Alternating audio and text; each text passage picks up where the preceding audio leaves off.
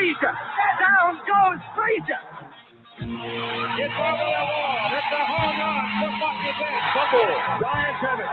Lawrence Taylor strips the ball. Today, I consider myself the luckiest man on the face of the earth. 5 seconds left in the game. Do you believe in miracles? Yes!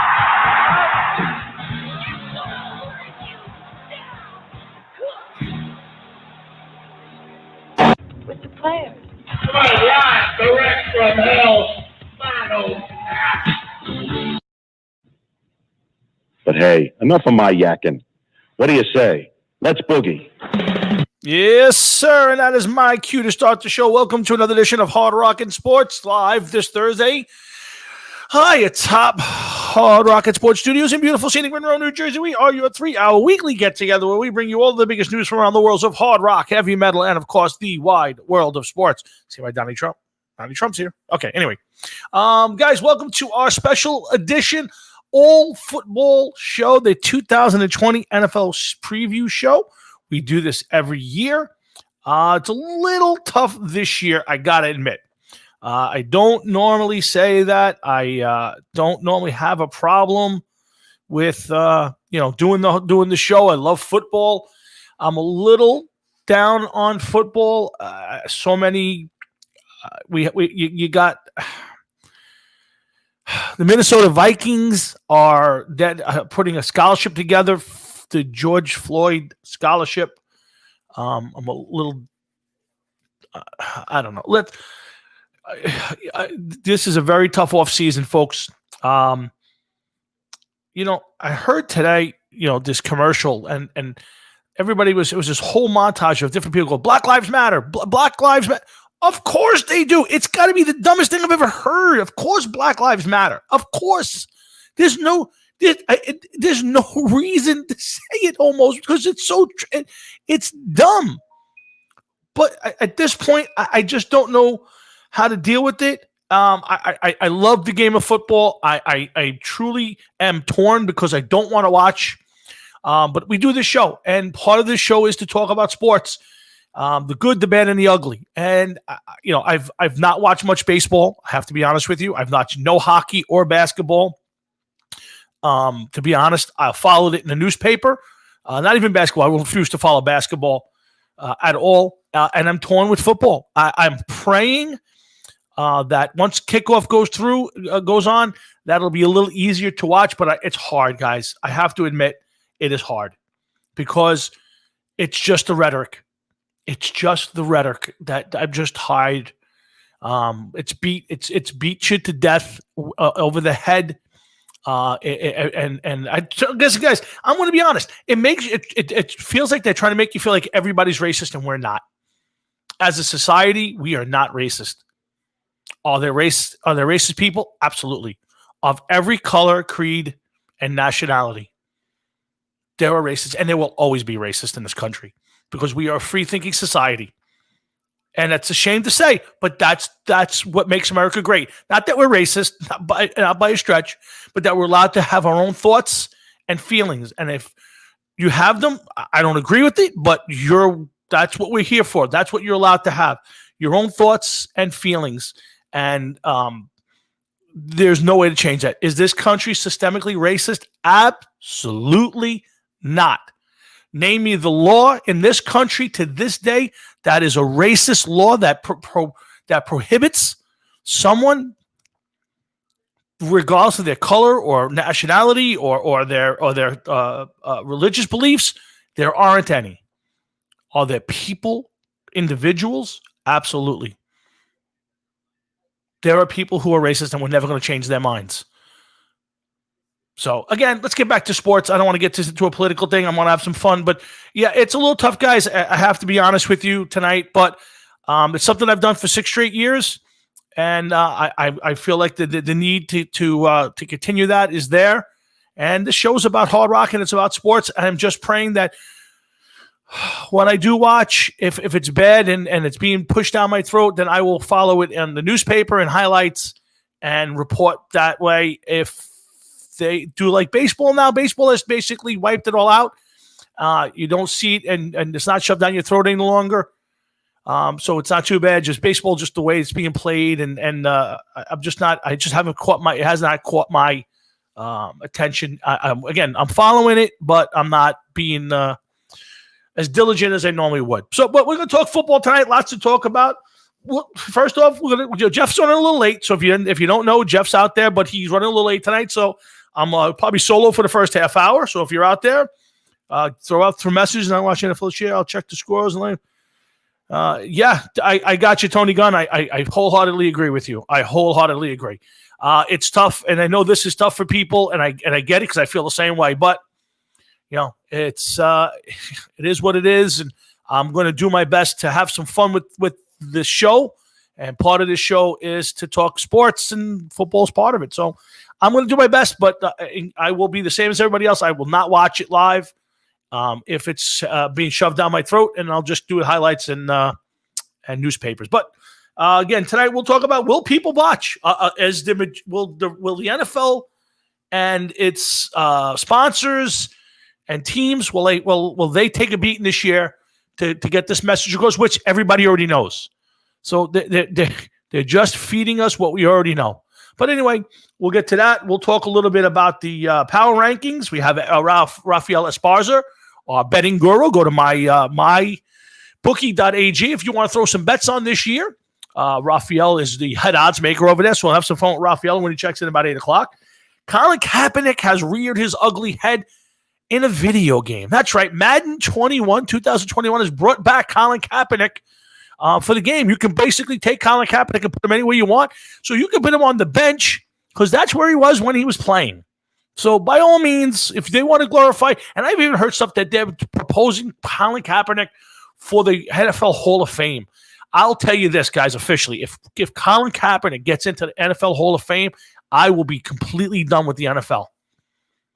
I'm sorry. That is the biggest joke I've ever heard. He's not a contributor. So we'll talk about that tonight. We'll preview the Jets and Giants season. We'll run through all the divisions. We'll give you our division winners. We'll talk about the biggest stories in the NFL. We'll talk about, we got some movements in the NFL. Some guys got big contracts. We'll talk about the NFL's big emphasis on social justice, the 2 additional playoff spots that are out there this year. Yeah, exactly right, Tony. Towel Boy would be a step up for him. We'll talk about the quarterbacks on the move, rookie quarterbacks to start. What is the best division in football? Let's see. We'll get to a ton tonight when we get this kicked off in a second or two. So I'm glad you guys are out there. I'm glad you're listening. I hope you'll stick around for the show. Jeff will be on about hopefully 20 minutes. I want to tell you guys real quick. I am an 80s guy. Okay, I grew up in the 80s. I grew up that's my era. People have their different eras of what that time is. 80s is for me. I love 80s movies, 80s music, the whole bit. TV shows. I watch all those. Anyway, so about 2 years ago they came out and they started with it's not a remake. They've started with a TV series on Netflix based on the Karate Kid movie. And if you haven't seen Cobra Kai, which is basically takes place 30 years after the fight that Daniel and John Lawrence had at the end of Karate Kid, the first movie. And it's kind of 30 years later, and it kind of shows you how Daniel turned out and how Johnny Lawrence turned out. And the show is, the story's kind of crazy. It's telegraphed. You can see the plot coming from every which way. I love it. I watched the first 2 seasons in about 3 days. Maybe 20 episodes, maybe a little less. It has hooked me. The music, it's all 80s metal, hard rock. It's all references back to the 80s. If you guys are a fan of the Karate Kid movies or 80s, do yourselves a favor. Go on Netflix and watch Cobra Kai. I'm telling you, you're going to love it. It's hokey and all of that, but it was so much fun to watch 30 years later what these guys supposedly turned into some TV show, and how much fun it is to kind of go back in time. And the funny thing is, Johnny Lawrence's character is such a 80s guy. He's one of those guys who just never really amounted to anything, has made all the life choices, and now he's reopening the dojo, and guys, it's listen, do yourself a favor. If you haven't seen Cobra Kai, go find it on Netflix. 2 seasons are out. Season 3 and 4 are already done. I believe season 3 will be out sometime in of 21. They haven't really announced it yet when the date is, but I highly recommend. I told my son about it, and he watched it and loved it. And obviously, my son was born, in 91.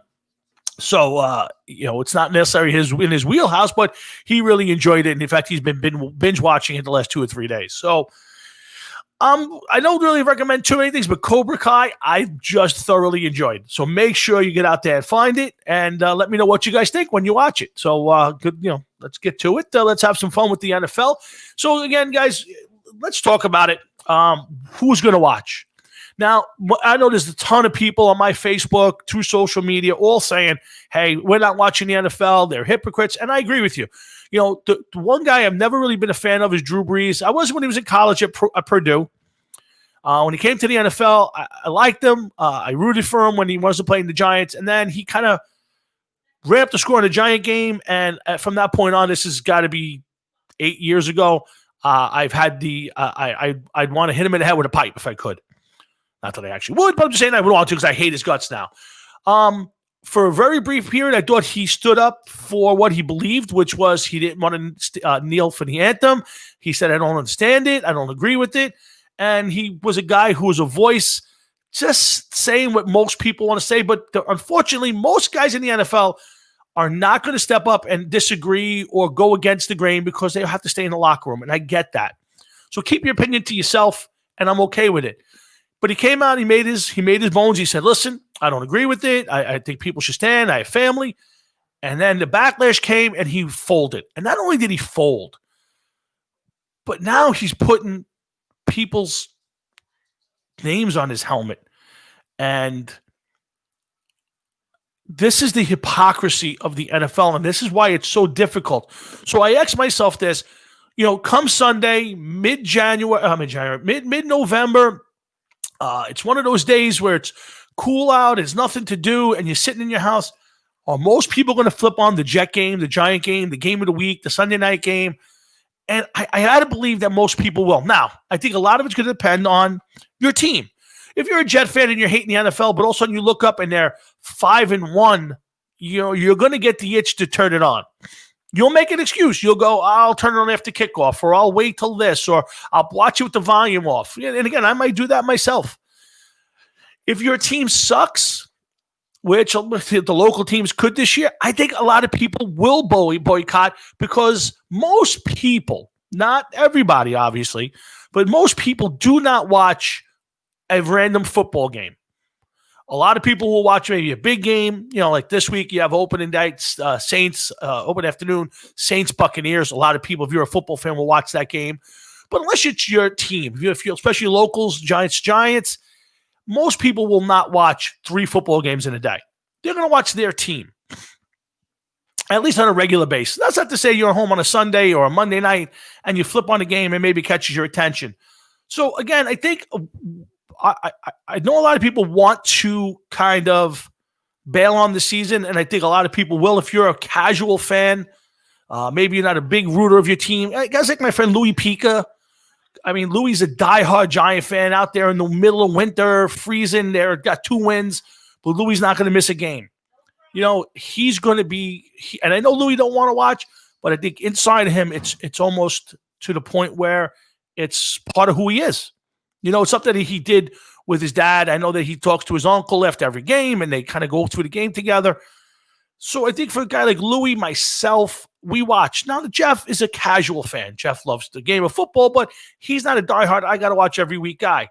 If the Jets are doing well, I don't think it'll affect Jeff. I think he'll turn it on at some point. If the Jets suck, which is quite possible, because that's what they've done lately, Jeff might not be the guy. He may be say, screw it. Any little thing will turn him off. And I think the casual fan won't turn it on. The fan will turn it on if his team is doing really well. And if they go the other way, they won't turn it on. And I think the diehards are going to be there. Now, I got friends who don't really care. I've talked to a friend of mine, my friend Matt Salitri, and I don't care. It's football. That could take it away from me. And I get it. Some people aren't bothered by it. He said, I'll turn it on after kickoff. and I'll watch the game. And I don't begrudge anybody for it. You should do what you want to do. For me, I am torn because, again, for this show, for something I've done every single Sunday, basically, I've planned family events, I've planned trips, I've gone completely out of my way for Giant football games because I love football.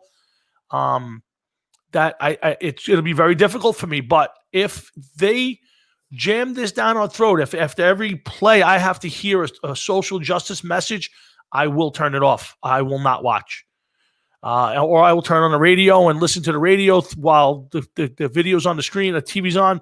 So again, the big question I have is, will people watch? Now, the second question I'm going to have to ask is, okay, how will this affect the game? How is the COVID no off seasons, no preseason games? How will this affect our season?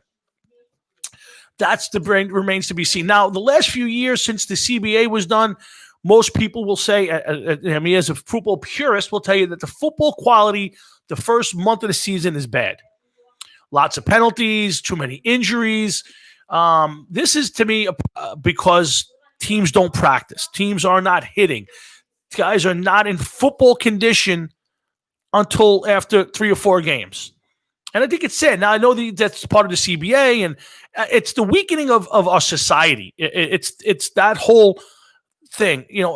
Growing up, we were outside. You played every day. You threw a baseball or a football, or you were running nearly every day growing up as a kid because that's what you did. Now the kids don't do it, and they're softer for it. And I think the same thing for professional athletes. They're not going through 2-a-days. They're not working out hard all day, and then having a light walkthrough at night. They're not doing getting this muscle memory. They're not building up their muscles to accept this. And I think it takes 3 or 4 weeks to finally get going. Now, there's some teams that'll jump right in, but I think for the most part, the first month of the season tends to have a lot of ugliness to it. So I'm curious to see now where you don't even have what we've had, which is less. I'm curious to see now how this will play out for the season. So it's going to be interesting. Now, some teams, I think the teams that are established, teams that haven't changed quarterbacks or coaches, I think will do better. There are teams that, have been completely turned inside out with new coaching staffs, new quarterbacks. I wonder how those teams, I'll use the Giants. I know the Giants haven't been a good team, but, they showed some signs last year that the offense was getting better. But now you bring in a new coach, a whole new coaching staff. You've even though you've got a lot of the same players on offense, you've completely changed over the defense. And now you've had no off season to work on it other than Zoom meetings and, a very short, almost unproductive preseason. Okay, no preseason games. I watched the Giant scrimmages. It was like a 2-hand touch game. Nobody was hitting. And, I get not hitting the quarterback, but guys weren't really, they were getting into the blocks, but guys weren't fighting off blocks. How are you preparing? At some point, I know nobody wants to get a major player hurt in preseason, but what's the difference if he gets hurt in the preseason or game 2 because he's not in shape? I just don't get that. That's the part that bothers me, folks, is that I get it that nobody wants to get their big player hurt. Nobody wants to see, Saquon Barkley go down, but you got to play the game. Otherwise, you're not prepared. And offensive line, I'm watching the offensive line play. I'm watching the defensive line play, and it's almost like a scripted dance. And then they're touching people. What are you really gaining? And then they're showing this on TV. Like, what do I want to watch this for? I'm not learning anything. I didn't pick up a thing watching a Giant preseason scrimmage because nobody was hitting. How do I know? How do I know if Saquon Barkley just broke off a 60-yard run? How do I know he wouldn't have if they didn't? How do I know somebody would have actually made the tackle? So I'm curious to see how the first month of the season plays out. Now, I could be completely wrong. I could be 100% wrong, and we could have some crisp, good football. I just don't see it. And it's hard. This has been a very difficult season. And tonight's part of the show is to kind of go through the divisions, kind of run through everything to see, give our opinion and our analysis. And normally, you're watching tons of practices, you see the videos. You have 4 preseason games per team. we all know the first one's basically a joke. They're playing a lot of the rookies. The last one is a joke. But you get those 2 middle games, and you kind of get a sense of what your team's going to look like. You get a sense. You don't really know, but you get a sense of it. So this year, I have no idea. I don't know if the Tampa Bay Buccaneers are now better because Tom Brady's on their team. I would think so, but I haven't seen anything. I don't know if they are. I don't know if the offensive line gelling, if the offensive line is gelling over there. Same as for the Giants or the Jets. The Dallas Cowboys have a new coaching staff. They lost their center. Travis Frederickson retired. Has it affected them? I don't know. So that's the tough part. So, tonight when Rafael Esparza, the head odds maker at mybookie.ag comes on, I'm going to ask him that. I'm going to ask him how difficult it is to kind of handicap the season. I mean, you see a lot of 8 wins and 9 wins for these teams, and then on the lower end, I don't see, they gave, I think it's the Jaguars are over under, I think it's 4.5, and the Redskins, I think, are 5.5. How do you know? How are we going to know this year? So I think the start to the season is going to be a little ugly, I think. I could be completely wrong, of course, but I think it's going to be a little ugly. But I think a lot of people are going to be excited for football, for the break in the monotony. We're just starting to get some liberties back. Not as 25% dining in New Jersey at the end of the month. In New York's going to get it. So I think people will start to kind of get back out there. And hopefully this will help the bars and the restaurants. Football, you get to have some, a little bit of 25% capacity. So I think it's a good thing. Football's popping up. I just hope and pray, Jesus, that they do whatever they have to do week 1, and then we get back to just watching football and having 3 hours a week or an entire day where it's just sports. And we can argue over what team's better than what team, what coach is a failure, what guy has to be fired. That's what I want to argue about on Sundays. And I understand that the players have this platform and they should use it. I get that. But it's here's what it feels like. If I pay for a ticket to go to your concert, I'll use Tony Gunn. He's out there. If I got to go see Tony Gunn in concert, and then Tony Gunn got up there in the middle of the show and said, 10 minutes of why I should vote for this candidate and what all the things wrong. I don't want to hear it. I came to see Tony Gunn play, not to hear him give me a speech. And I feel it's the same way with the players. I get that Saquon Barkley or Dak Prescott or whoever wants to use the platform, and it's great, but I'm paying to watch you play. I didn't pay to hear you give me a sermon. Hold a rally, do infomercials. If I want to hear it, I'm going to hear it. It is an abuse of power. It really is to a certain extent, Tony. I won't argue that because you're forcing me to listen to something that I didn't pay for. I paid for NFL package. I pay for cable TV to watch NFL football, not to hear political speech. If I want political speech, I'll turn over to Fox News or CNN and I'll listen to it. I'll turn on my social media. I turn on CBS or NBC or Fox or ESPN or the NFL Network on Sundays because I want to hear about football. I'm all for the players having a right. Everybody's got a right to their opinion. I see that all the time on social media. People go, oh, so-and-so, I don't want to hear it. No. Everybody's got their choice and their right to offer their opinion. Me, you, and whether you're a celebrity or non-celebrity, you have the right to put that out there. And if you want to use your social media for that, that's fine. I can just glide right past it. But if I'm paying for a service, if I'm paying for a ticket, and you don't tell me, so you know what? I can cancel my subscription.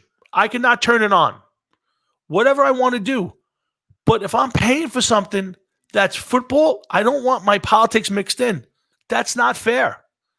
And it's the same as if I went to a concert. If I go to a concert and I get to go see Iron Maiden and Bruce Dickinson's going to go up there and give me a lecture for 20 minutes, I want my money back. I didn't go there to be lectured.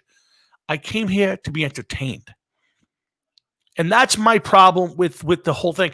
I don't agree with the message because I think it's a useless message. Of course, everybody's life matters. Of course. And I'm not racist because I don't want to hear it. This country is not systemically racist. I went through this already.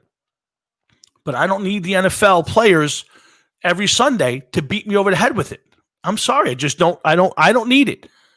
Okay, because I'm already convinced of what's going on, and the people who aren't convinced to be nice people and not be racist, you're not going to convince them, and you're certainly not going to convince them during a football game. All you're doing, and I told this to my kids 100 times, sometimes it's not the message, it's how the message is presented. So you can have the greatest message in the whole world, but if you are presenting it in a way that I'm tuned out to, then the message is useless. I told my kids I don't agree with kneeling during the anthem. So whatever you're trying to get through, I'm already turned off to.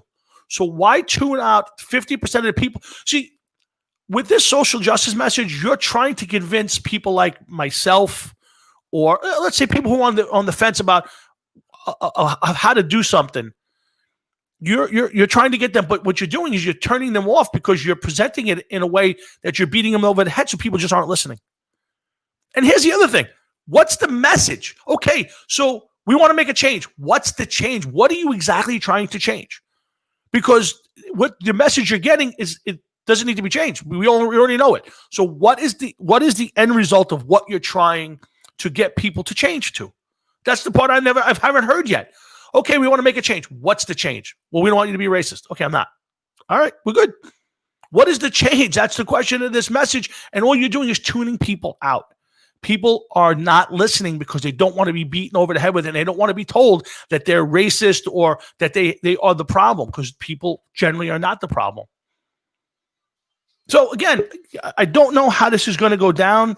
I'm curious to see how the NFL is going to handle this after week 1. If the ratings are tanking, here's the big question I have for Goodell. If the players are adamant about doing stuff every week and the ratings tank and stay tanked, what does the NFL do? Do they go to the players and say, stop it? Do they let it happen and just keep watching see, the NFL's lucky, just like every other sport is, that they don't have people in the stands. So you're not going to feel the real effect of this, because if they pissed off enough people and stadiums were half empty, you would know immediately there was a problem. You would know immediately right now there's a problem. Now, if people can't go to the game and then the ratings tank, you're screwed up, because you could say, a lot of people still going to games, so that's why the ratings are down. People watch it in the bars. There is none of that. So if the ratings are down this year with nobody being able to watch games other than their house or their friend's house, well, folks, then the NFL has a really big problem. And how they get around this and back to the norm is going to be a big, big question. But the biggest the NFL is lucky that basically this year there are little to no fans in the stands. So the NBA, Tony Gunn, you're 100% right. The NBA are 23% down or better this year. I know baseball is down. I don't know the percentage at this point. I don't know how hockey's doing, but hockey doesn't do big ratings anyway. The hockey's basically has a set. Here's Jeff. I'm going to get Jeff on in a second. But so these are, I'm curious how COVID and the lack of preseason is going to how that's going to do for us the early part of the season. And I'm curious to see how the NFL handles the social justice message, and will people watch? That's going to be the big questions, guys, for me. So glad if you guys hung in for the first 29 minutes with me by myself. But my partner in crime is here now, so let's kick the show on to high gear. I'm going to bring on the master of disaster, a guy whose research staff is on crack. But again, my dear friend and partner, Mr. Jeff Towinski, is here. What's up, Hefe? Not good, Tom. Not good. Not good? What's the matter, Jeff? My fucking computer, I think, has passed on. Oh, really? You're on tablet tonight? Oh, no, I'm on my phone. Oh, on the phone. Yeah, the tablet's dead, too. Not dead, but it needs to be charged. It's in the process of charging. Oh, yeah. I actually bring home I have two computers. I have my home computer and I have my work computer. And I bring both home just in case I have a problem with one. I can crank the other one up. Yeah. Well, I'm sitting in front of it right now. Let's see. We'll get a little look at it. And that's what it's doing right now. Gotcha. If we just answer Tony, go Tony. So I think there are certain teams like the Raiders who have said they're not going to have people at all this year. There are certain teams. I think the Chiefs are having 16%. I think the Chiefs are having 16,000. Yeah, 16,000 people in their stands this year, in the stands for game one. So there's different numbers running around there. Every team, based on the local law and their thoughts. That's how it's going to happen. So there's only 5 teams that are going to have people in the stands as of right now. Just 5. Okay. Yes, and that could change. I don't even know who the other 4 are, to be honest with you. The Cowboys, the Chiefs. I do know. I do know. I saw the list before, and I meant to write it down, and I didn't do it. But let's get the show started. Let's do it the way we always started. Jeff, how was your week? Another week, another long week. Oh, I didn't really? work that much, but a long week, without a doubt. And it was hot and muggy today, and just nasty. You know what it was like. You were outside, right? Oh yeah. That was the rain. It wasn't as bad a rain. We poured almost a couple hundred yards of concrete in the rain today.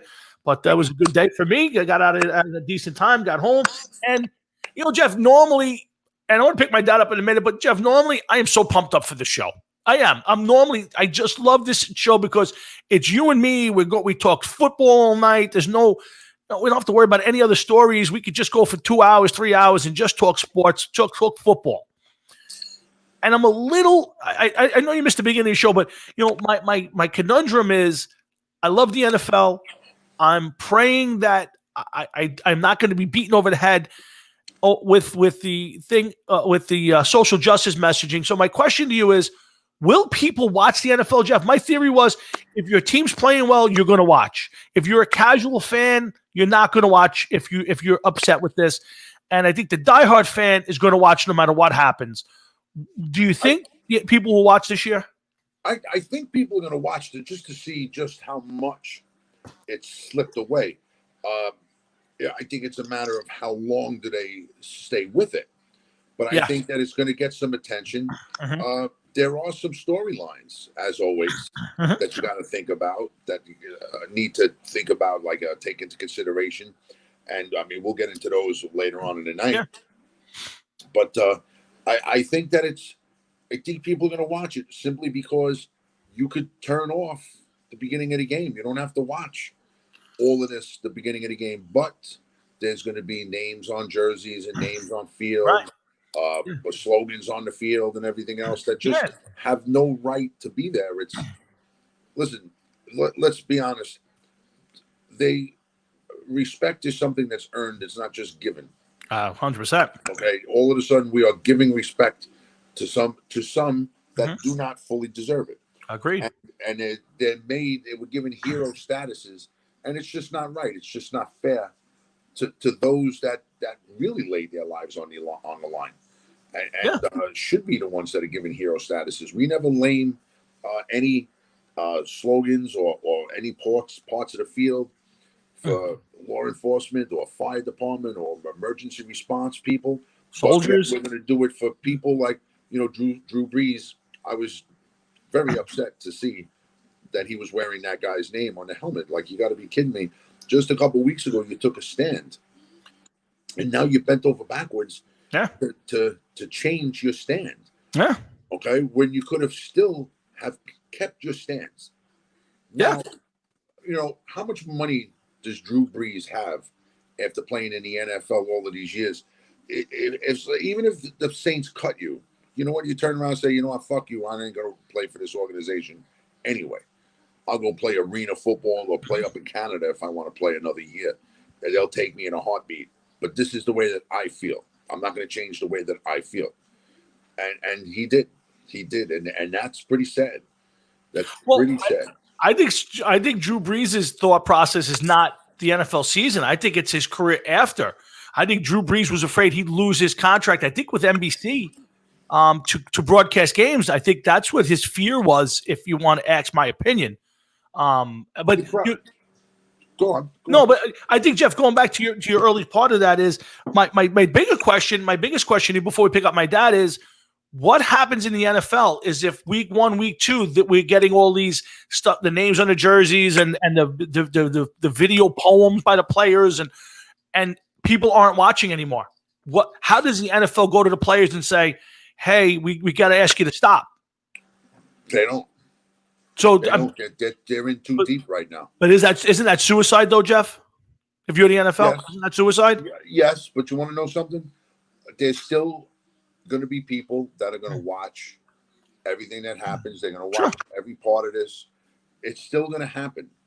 People are still going to be part of it and watch it, and that's a shame. That's a shame. But what could you do? No, I agree. I just think though, the if you're NFL doesn't have to tell you the truth, because I heard what you said earlier. The proof is not going to be there. Nobody's going to know how many people are at the games, or better yet, not at the games. Correct.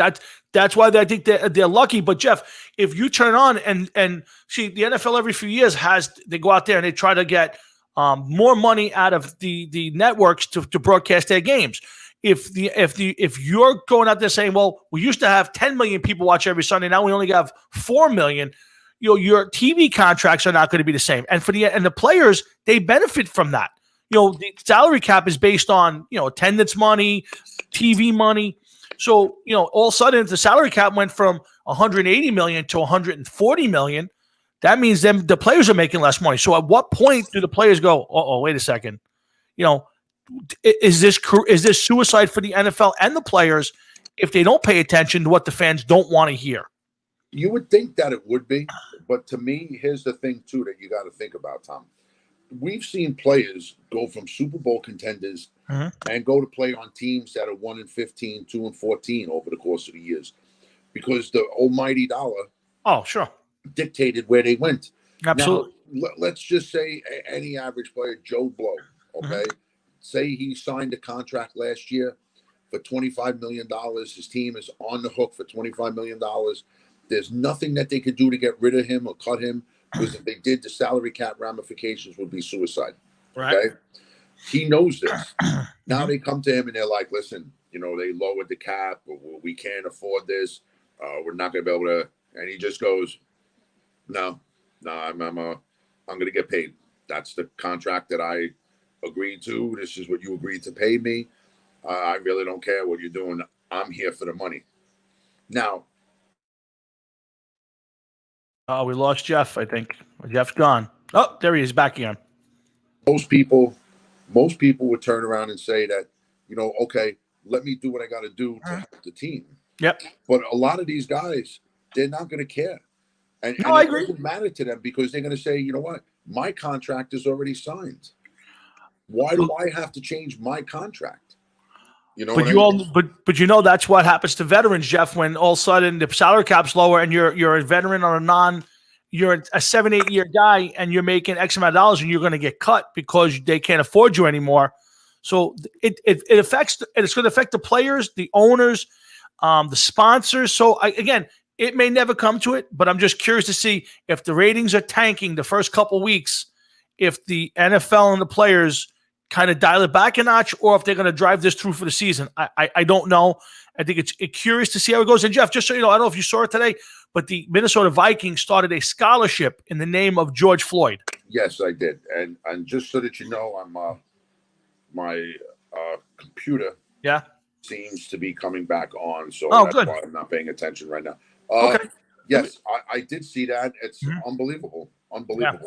Hey, Karen King over in Australia, 7:30 in the morning in Australia. Thank you for popping in, Karen. Appreciate it. This woman is actually drinking coffee, watching us. That's it. Imagine that. She's ruining her breakfast, staring at the two of us.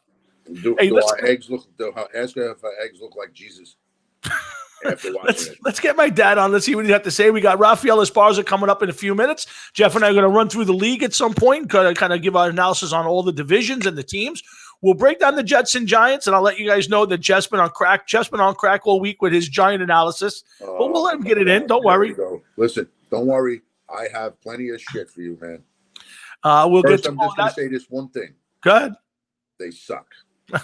We're going to get to the Hard Rocket Sports power rankings. Maybe we'll kind of make one list together. I'm sure we won't be able to, but we'll give it a shot. And plenty to get to when you're hanging. Again, remember, guys, Cobra Kai. If you haven't watched the TV show Cobra Kai, it's Netflix, Cobra Kai. You'll love it. 80s, good music. It played a lot of 80s metal, hard rock, and are just a continuation of the Karate Kid movies.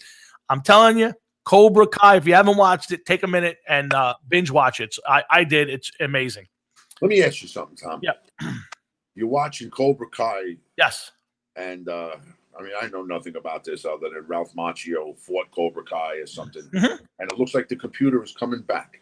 Good man. Good to see Okay, that. I should be back on a better screen in a few minutes. But let me ask you something. Are you Sure. are you doing any kind of studying or any kind of research on the New York Giants? Sure. I read the newspaper every day. I watch all my Giant videos every day. Yes, I am up on the Giants. I think I could provide pretty good analysis for my team. And their analysis is I'll give it to you when it's time, Jeffrey. I'm gonna get my dad on because he's been hanging in there patiently. So let's get my dad on and see what he's got to say. what the, What's what up, was Pop? that?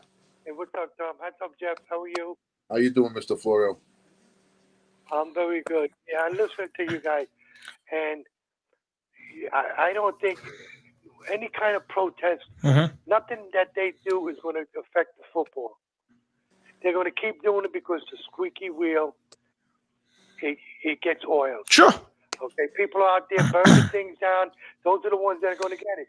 Your protest is just what you're doing now, and they don't really care. Yeah. Because I guarantee you, if you took 100 people, okay, and Monday or Tuesday, and asked them how many of them watched the football games over the weekend, over 95% of what they did. If they didn't watch it, it had nothing to do with because they had names on the back. People don't care. They talk. Oh, we're gonna find out. Obviously, but I have to tell you that based on social media and not just my 700-800 friends on social media, I'm talking about sites that I'm on. A lot of people are down on it. Now, again, like I said, if the NFL ratings aren't high this year because nobody's going to games, so everybody's home watching. So if they aren't at least what they've done in the past or higher, then this is affecting it. Now, how much? That the NBA down 23%. The Major League Baseball is down, I think, in the 20s. Is that because of the? I don't know. Or is that because of? I mean, you went from no basketball, then nobody turned the TV on, and they were in the playoffs. I agree with you. It's like baseball. Nobody knows what's going on. What I want to know is, let's say you got 800 people on social. How many of them did not watch the football game? Really not watch the football game Sunday or Monday? Don't know. Because of what's going on. Yeah, I can't answer it. So so the question is going to be if the NFL after week 2 or week 3 and their ratings are down 10% or 9%, which is a lot. If their ratings are down that much, there's an issue there because again, don't forget the players' money is based on TV revenue and So if the next TV contract comes out and instead of getting 1.5 billion, they get 800 million. Well, that's gonna that means. Tommy, I hate to say this. I've been there through the wars, the Vietnam War. They were burning down colleges. They were trashing them. They were doing everything, and they never changed a bit of good because as you get older, I agree with a lot you say. I don't disagree with you. Let me ask you this question. Let me ask you this question. I'll ask you. I don't want Jeff to answer it too. You go first, though. I'm switching over to the computer. Go ahead, Jeff. I'll be back. Okay. Let me ask you. Here's the simple question. So they're getting on the TV every week and they're saying, we need to change. We need to change. Okay, here's the question I'm going to ask. What are we changing and how do you present that we change it?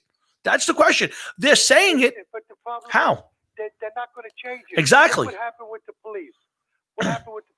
They came here and they told the New York State, New York City to cut the police action money, and de Blasio got on and said they were going to do it. They were all going to do it.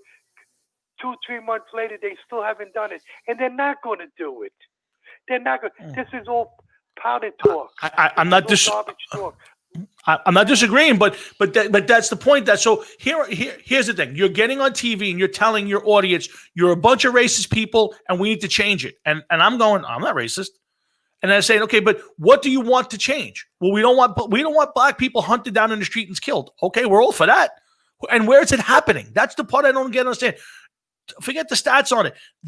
That does not happen. So what do we actually want to change? So you're telling people. Let me ask you a question. Sure. You watch TV. Mhm. If you look at them demonstration, I bet you $1 to anything Mhm. that 80% of them are white kids. Sure, absolutely. White, look at the watches. Absolutely.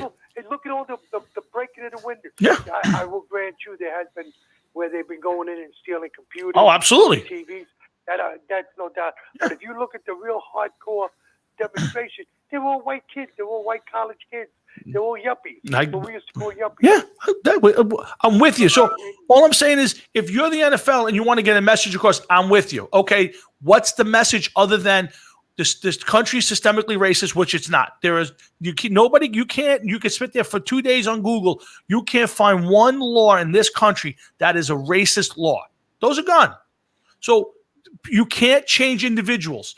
People are going to believe what they want because we're a free society. So I'm saying is, I'm with the NFL. You got a message, but what do you want changed? How are you going to change it? That's the question. Have no idea. Exactly. They're just saying what people want to hear. Correct. All you're saying is what people want to hear. And I'll tell you flat out, Common knowledge. I'll guarantee you that 60% or better of the players who are standing there making these videos don't even agree with the fact that there is a major problem.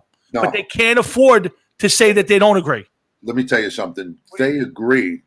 I feel as though that they agree. They just don't know what they're agreeing to, because half of them aren't smart enough Correct. to understand exactly what's going on and what they're doing. They're just saying it because the next guy said it. The next Well, guy yeah, said it. you're in a locker room with a bunch of guys, 50 other people, and you don't want to be the one guy who goes, hey, I think this is ridiculous. Well, whatever. Along with it, you don't want to be the black guy that stands up. Sure. All the other black people, all the white Now, people again, are kneeling it- because you look like a fool. It's only going to change if it hits the players. Look at the NBA. They were going to protest. They weren't going to play. They were against the season. We have to stand up, make a message. And then the owners went, okay, you can have to play, but you're going to lose 30% of your salary. And went, okay, we're going to play. So the minute you hit them in the pocketbook, the message seems to disappear. I understand what you guys are saying. So- and I commend you for whether I agree with everything you're saying. I commend you for what you're doing. But I will say to you now, everything that you see now is like a pendulum. 1 minute it's left. Yeah, the next I agree. minute it's right.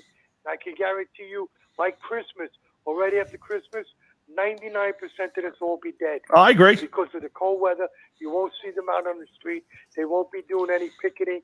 They won't be running up and down unless they're running around with barbecues because it's too cold. No, listen, I'm telling you. I'm good. I'm not arguing with you. Believe me. I agree with you.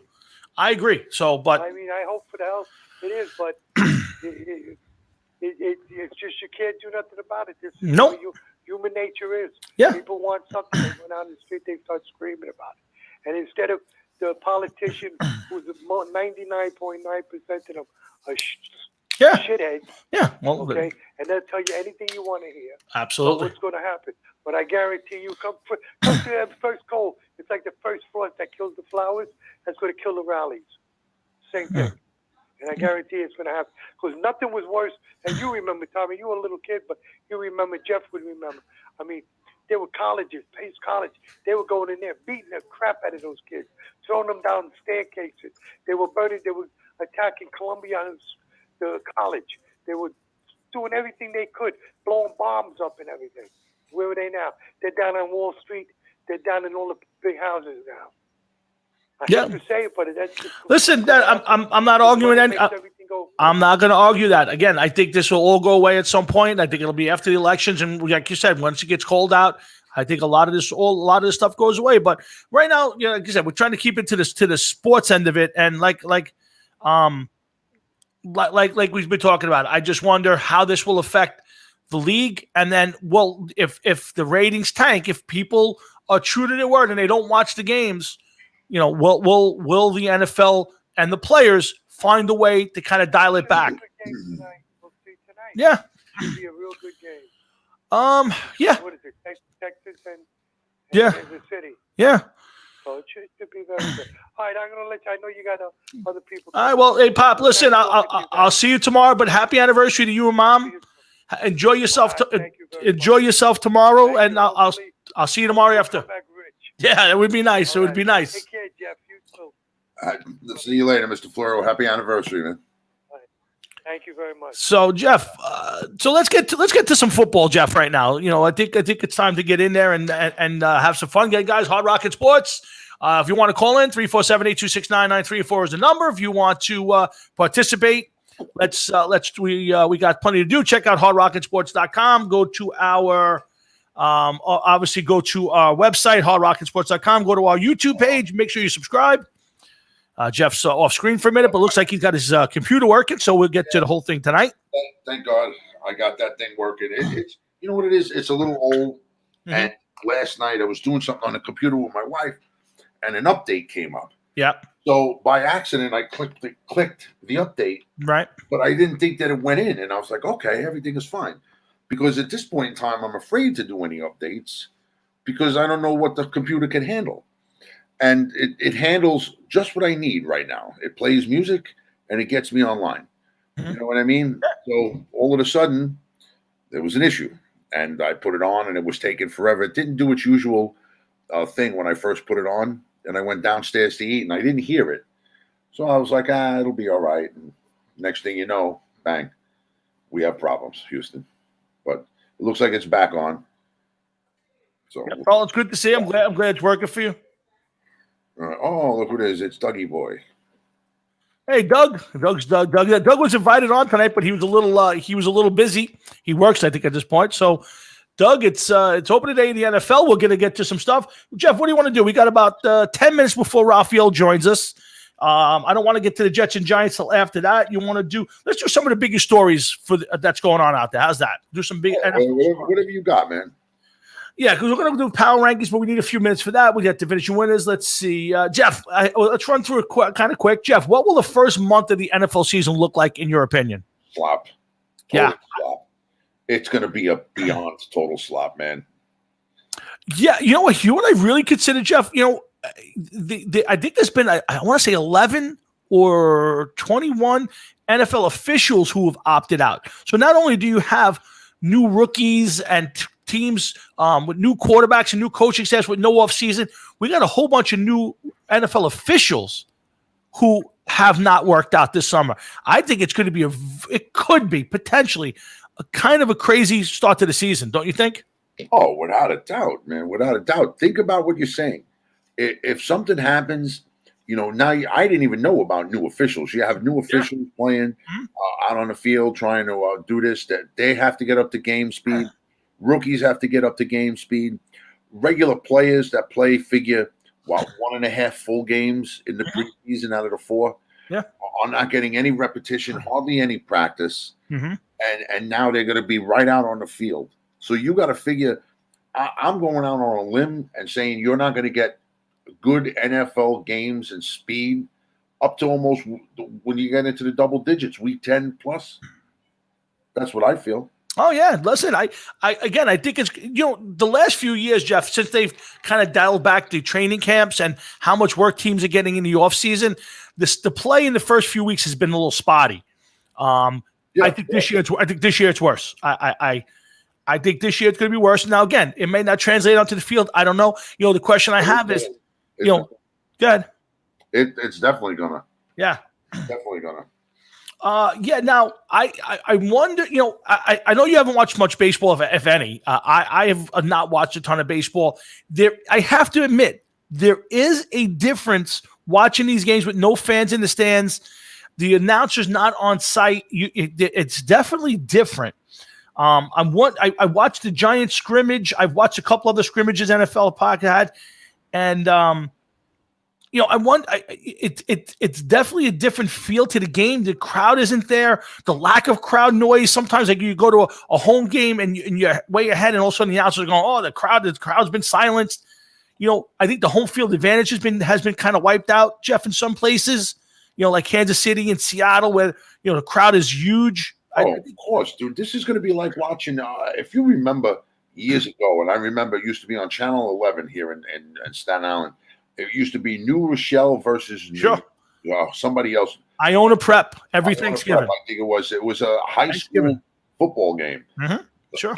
And you'd hear somebody in the background like, "Hi, Joe," because there'd be nobody there. Oh yeah. And that's what it's going to be like.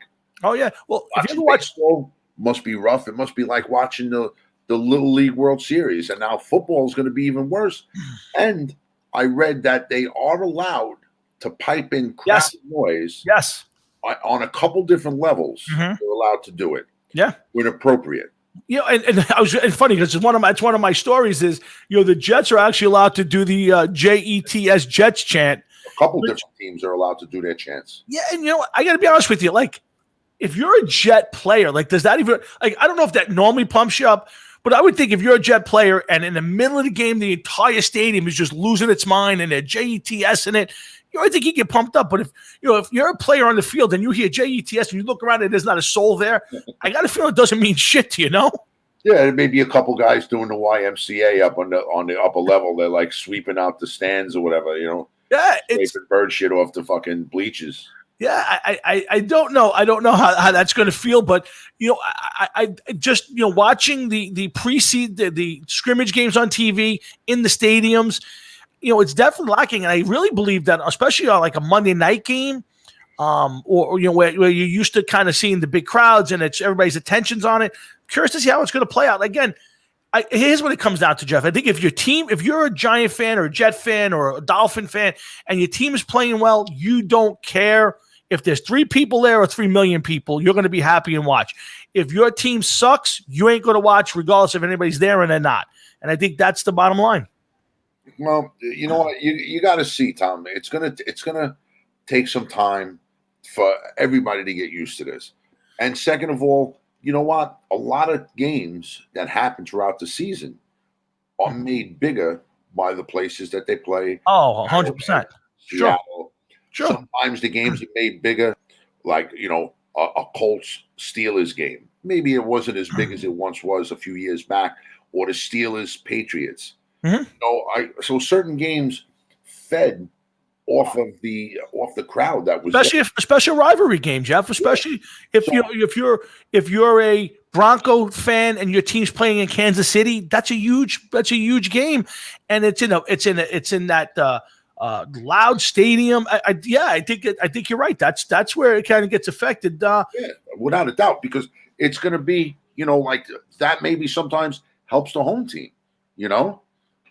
And there's Nick Del Pret. Yeah, Nick, you're not the only one. There's going to be a lot of people that are going to go your way. I got a feeling, man. Yeah, Nick, we both kind of feel that way. But doing the show, I kind of got into a Carl Bolero that we kind of got into a conversation today, and Carl's like, I gave up. I don't know how you can watch it. I get that from people. But the problem is, we do this show, so we'd almost have to stop doing the show if we didn't at least pay attention. Whether I watch every game, whether Jeff watches every game or not, we're going to follow the teams. You don't have to watch the games to still be a fan of the game. Okay, I am a fan of the NFL. I do not agree with what they're doing. I don't agree how they're getting their message across. Yeah, I could still follow the teams that I like and the teams that I want to follow. Sure. Through websites, absolutely. Yeah, highlights, and highlights and everything else. Sure. Will it be the same? No. But you know what? Sometimes it's something that I've been watching for 40 years. Yeah. There's more than 40 years. And it's not just going to be something that I could just get, rid of and out of my daily life. I don't like the way that they've gone about things. They didn't give anybody a choice. They just all of a sudden, it's like, Black Lives Matter. That's it. And the bullshit with, we should have listened to Colin back in 2016. I don't even want to get it. Yeah, please. We're going to bring up the Madden, Colin on Madden. I actually heard, I think it was one of the writers. They want to propose him for the Hall of Fame. We got to stop because it's just ridiculous. We really just got to stop with that stuff. But let's keep the football for now. If Colin Kaepernick makes the NFL Hall of Fame, okay, they are totally making the NFL Hall of Fame totally useless and worthless. Yeah, I agree. The whole way, the whole procedure to get there, and everything you have to do to get there, to respect that are carried, it'll go right out the window. It means nothing at that point in time. No, I wholeheartedly agree with you, Jeff. But we're going to get to Raphael's on the line, our third co-host, as I like to put him now. We have had him on for the last couple of months, and we're going to bring on the head odds maker in a second. But guys, remember Hard Rocket Sports, 347-826-9934 is the radio side. You can call in if you want. Obviously, you're catching us here on our Facebook page live. We're here every Thursday night, 7 to 10, thereabouts. We don't have a big guest list coming up. We haven't booked a lot of guests. I've kind of stayed away from guests for a little while. So we got a lot of with football season here and all the other sports coming into the playoffs, and music kicking off. A lot of bands out there. Hard Rocket Sports are going to concentrate a little bit on the show. We kind of go back and forth every week. Jeff and I are going to make a picks tonight, our best bet picks, and we'll give Raphael a chance to critique our picks. And I got a lot of stuff to talk to him about. Jeff, you ready to get Raphael on? Yes. I've been waiting because I want to hear how he loves my picks and he hates yours. Here we go. Let's bring on the head odds maker for mybookie.ag. He is Raphael Esparza, and Raphael, welcome back, bro. How you doing? I got to tell you, before we get to sports and betting, I have to tell you, you had one of the funniest videos I've ever seen the other day. The chicken cutlet. Oh, that was something different. That shocked me at first, and then I'm like, wait a minute, am I hungry? I said, I'm sitting there like I'm waiting for like a odds or some sort of sports thing, and all of a sudden I said, "What the hell?" I said, "Listen, you know what? Cutlet porn." Yes, it was chicken cutlet porn, basically. So pretty much. Raphael, I start off every week with Jeff, and I say the same thing. Jeff, how was your week? And we kind of get it. How was your last 2 weeks? We haven't spoken to you in 2 weeks. How you been? Everything good? Yeah, I mean, it's today is the first time in sports history that you have every league playing today: WNBA, NBA, NHL, Major League Baseball, soccer, college football, NFL. I mean, that just pretty much has summed my last 2 weeks, my last month, and probably everything until I would think probably till December, January. Yeah, so let me ask you this. I mean, so right now it's kind of like the start of your big part of the year, I would think, right? Like tonight, between college football and pro football, there's games on. It feels like every day. So this is where it gets busy for you, right? Yeah, I mean, this is the peak time. I mean, everyone thinks, the summer, you must do absolutely nothing during the summer. I'm like, summer can be busy when you have big soccer tournaments, baseball, all this other stuff. But the football, let's face it, it's creme of the creme. And this year is just weird because I'm getting ready to watch the Chiefs-Texans game, but at the same time, I'm watching the NBA playoffs. I'm watching my Golden Knights. I'm watching U.S. Open tennis right now, and I'm getting ready to kick off NFL Week 1. So it's pretty weird. But, again, I just looked at my calendar, and it still says 2020. Yeah, so that means anything's possible right now. When you say that it's 2020, I wanted to make sure every week we kind of get to know a little bit more about you. And one thing I haven't asked you is, how did you get to the point where you are right now? Like, how did you get to become the head odds maker? Like, what got you into this line of work? I mean, the long story is I couldn't play basketball anymore in high school because I had some heart issues before everyone else started having heart attacks and dying. I was the first one. I couldn't play anymore, so I wanted to be around the sport. I wanted to be around the industry, and I didn't want to be a head coach, but I always loved the numbers. Cross Street Neighbor was a bookie. Always was fascinated what he did, so I got to see what he did. And then when I moved out to Vegas, I was working in commission sales, and my favorite sports book was Caesars Palace back in the old 90s, where they would take any action, no questions. If you brought up a brown paper bag full of money, what do you want? They don't even ask what are you asking. So I applied for a job there, got hired as a ticket writer. And then my first day working at Caesars Palace, they cleaned house and fired like 5 people. They were just getting rid of a whole bunch of troublemakers, and they asked me, do you know how to work a computer? I'm like, yes. Do you know how to change TVs? I'm like, yes. Do you want to be a sports admin? And that's the guy that puts all the numbers on the betting boards, all the electronic stuff. My job would be typing in all the names with their betting numbers. So I would know the betting lines before the public would, because I was the one responsible putting them out to the public. So it was a fun job. I got to sit around, watch TV, listen to the bosses scream at the TV if we needed the Giants to win, but the Eagles are blowing them out. So it was a fun time, and I learned a lot in the back room at Caesars Palace. Okay, so Jeff, you want to kick it off, Jeff, or you want me to kick it? How you want to go? Well, let's just remind everybody real quick. Every year, me and Tommy do this where we try to come up with bets, and we had other people involved. But now we're doing it with a real-life bookie.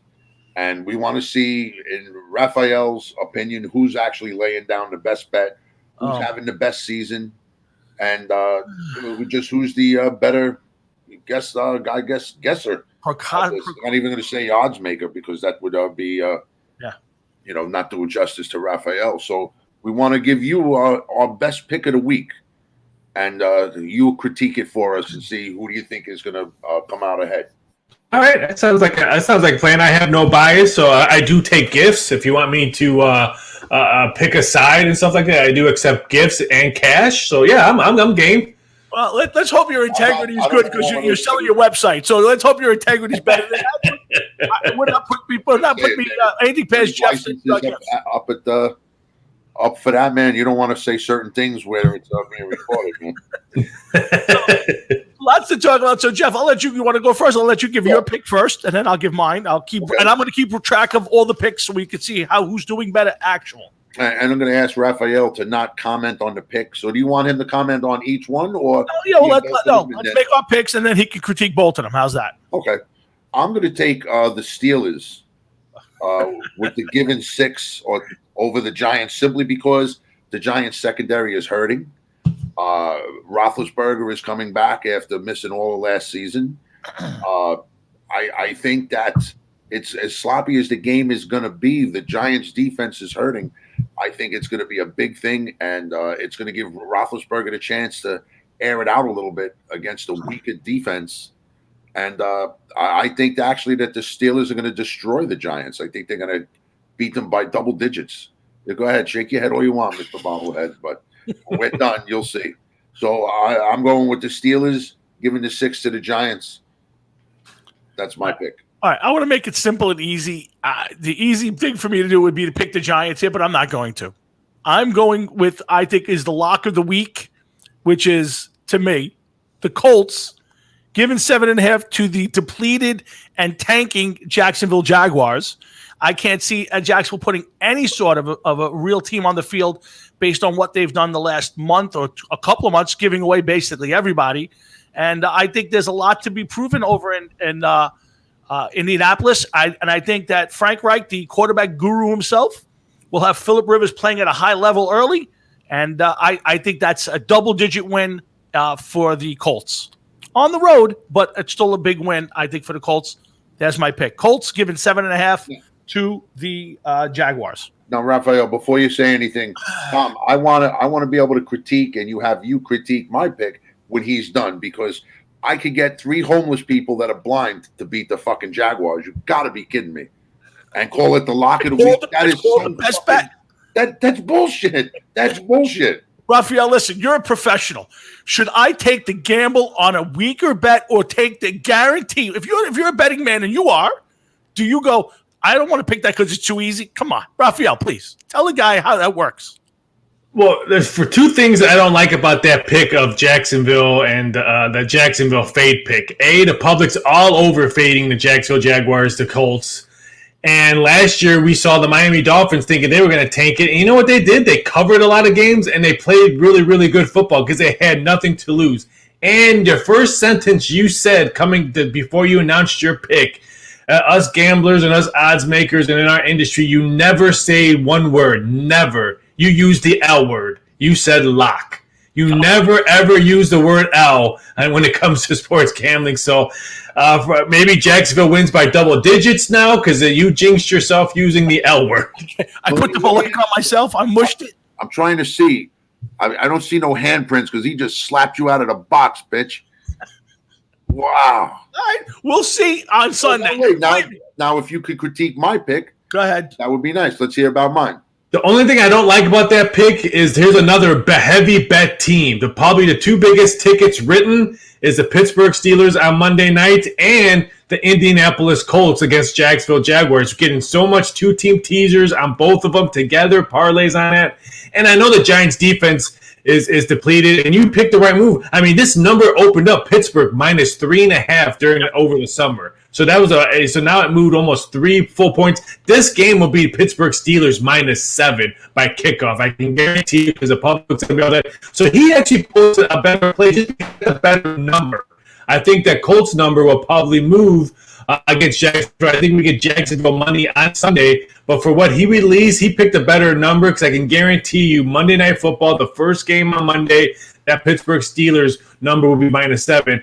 And he is right. The defense is probably going to be horrible. It's going to be a low-scoring, ugly game. Would not be shocked if Pittsburgh win by 9 points, like a 19-10 type of game. It's going to be an ugly, ugly Monday Night Football game.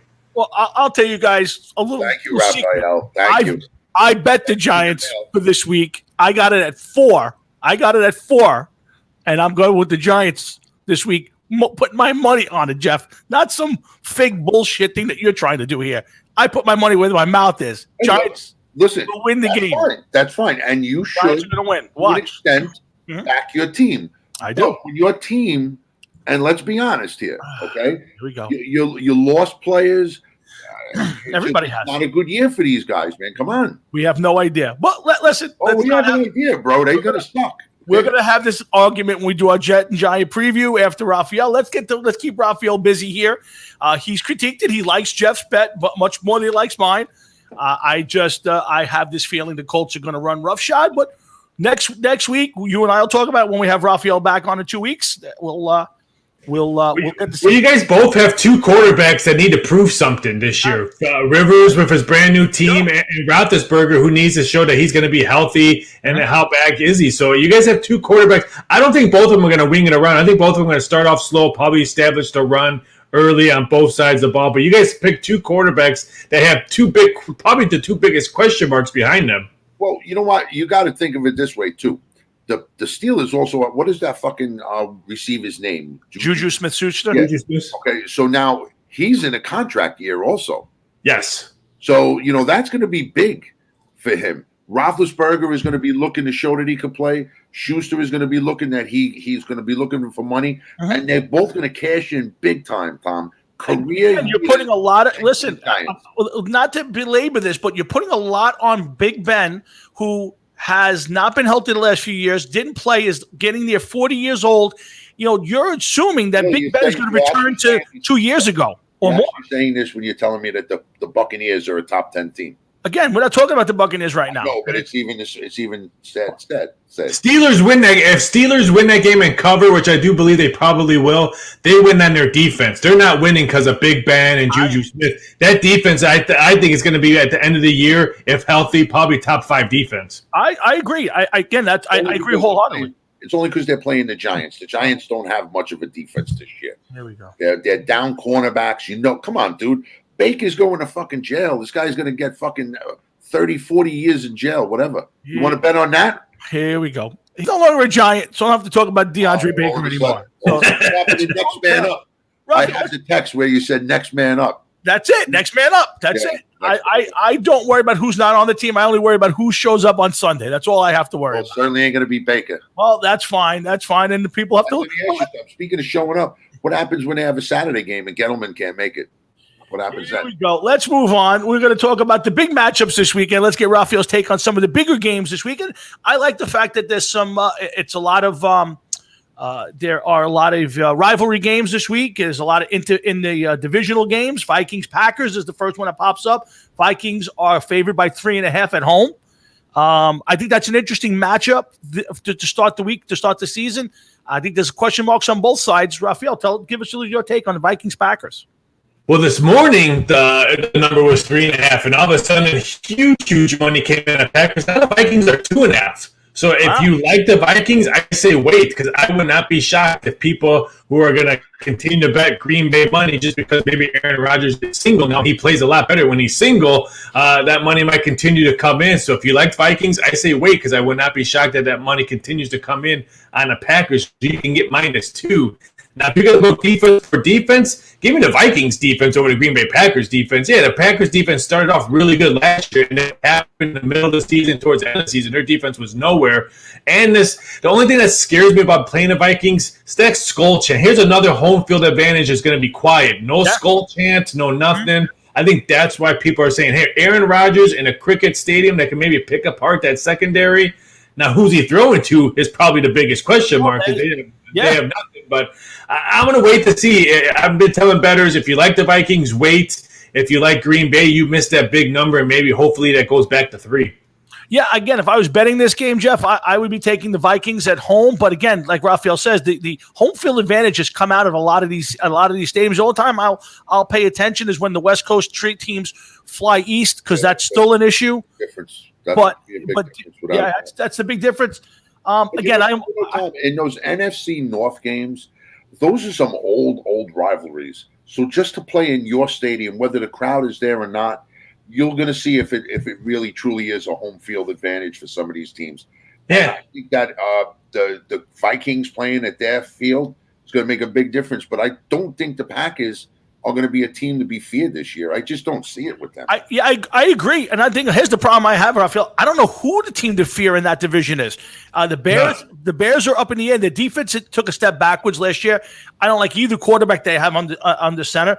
The Vikings, I think, have basically shot their load the last couple of years and have not been able to take it. They lost Diggs.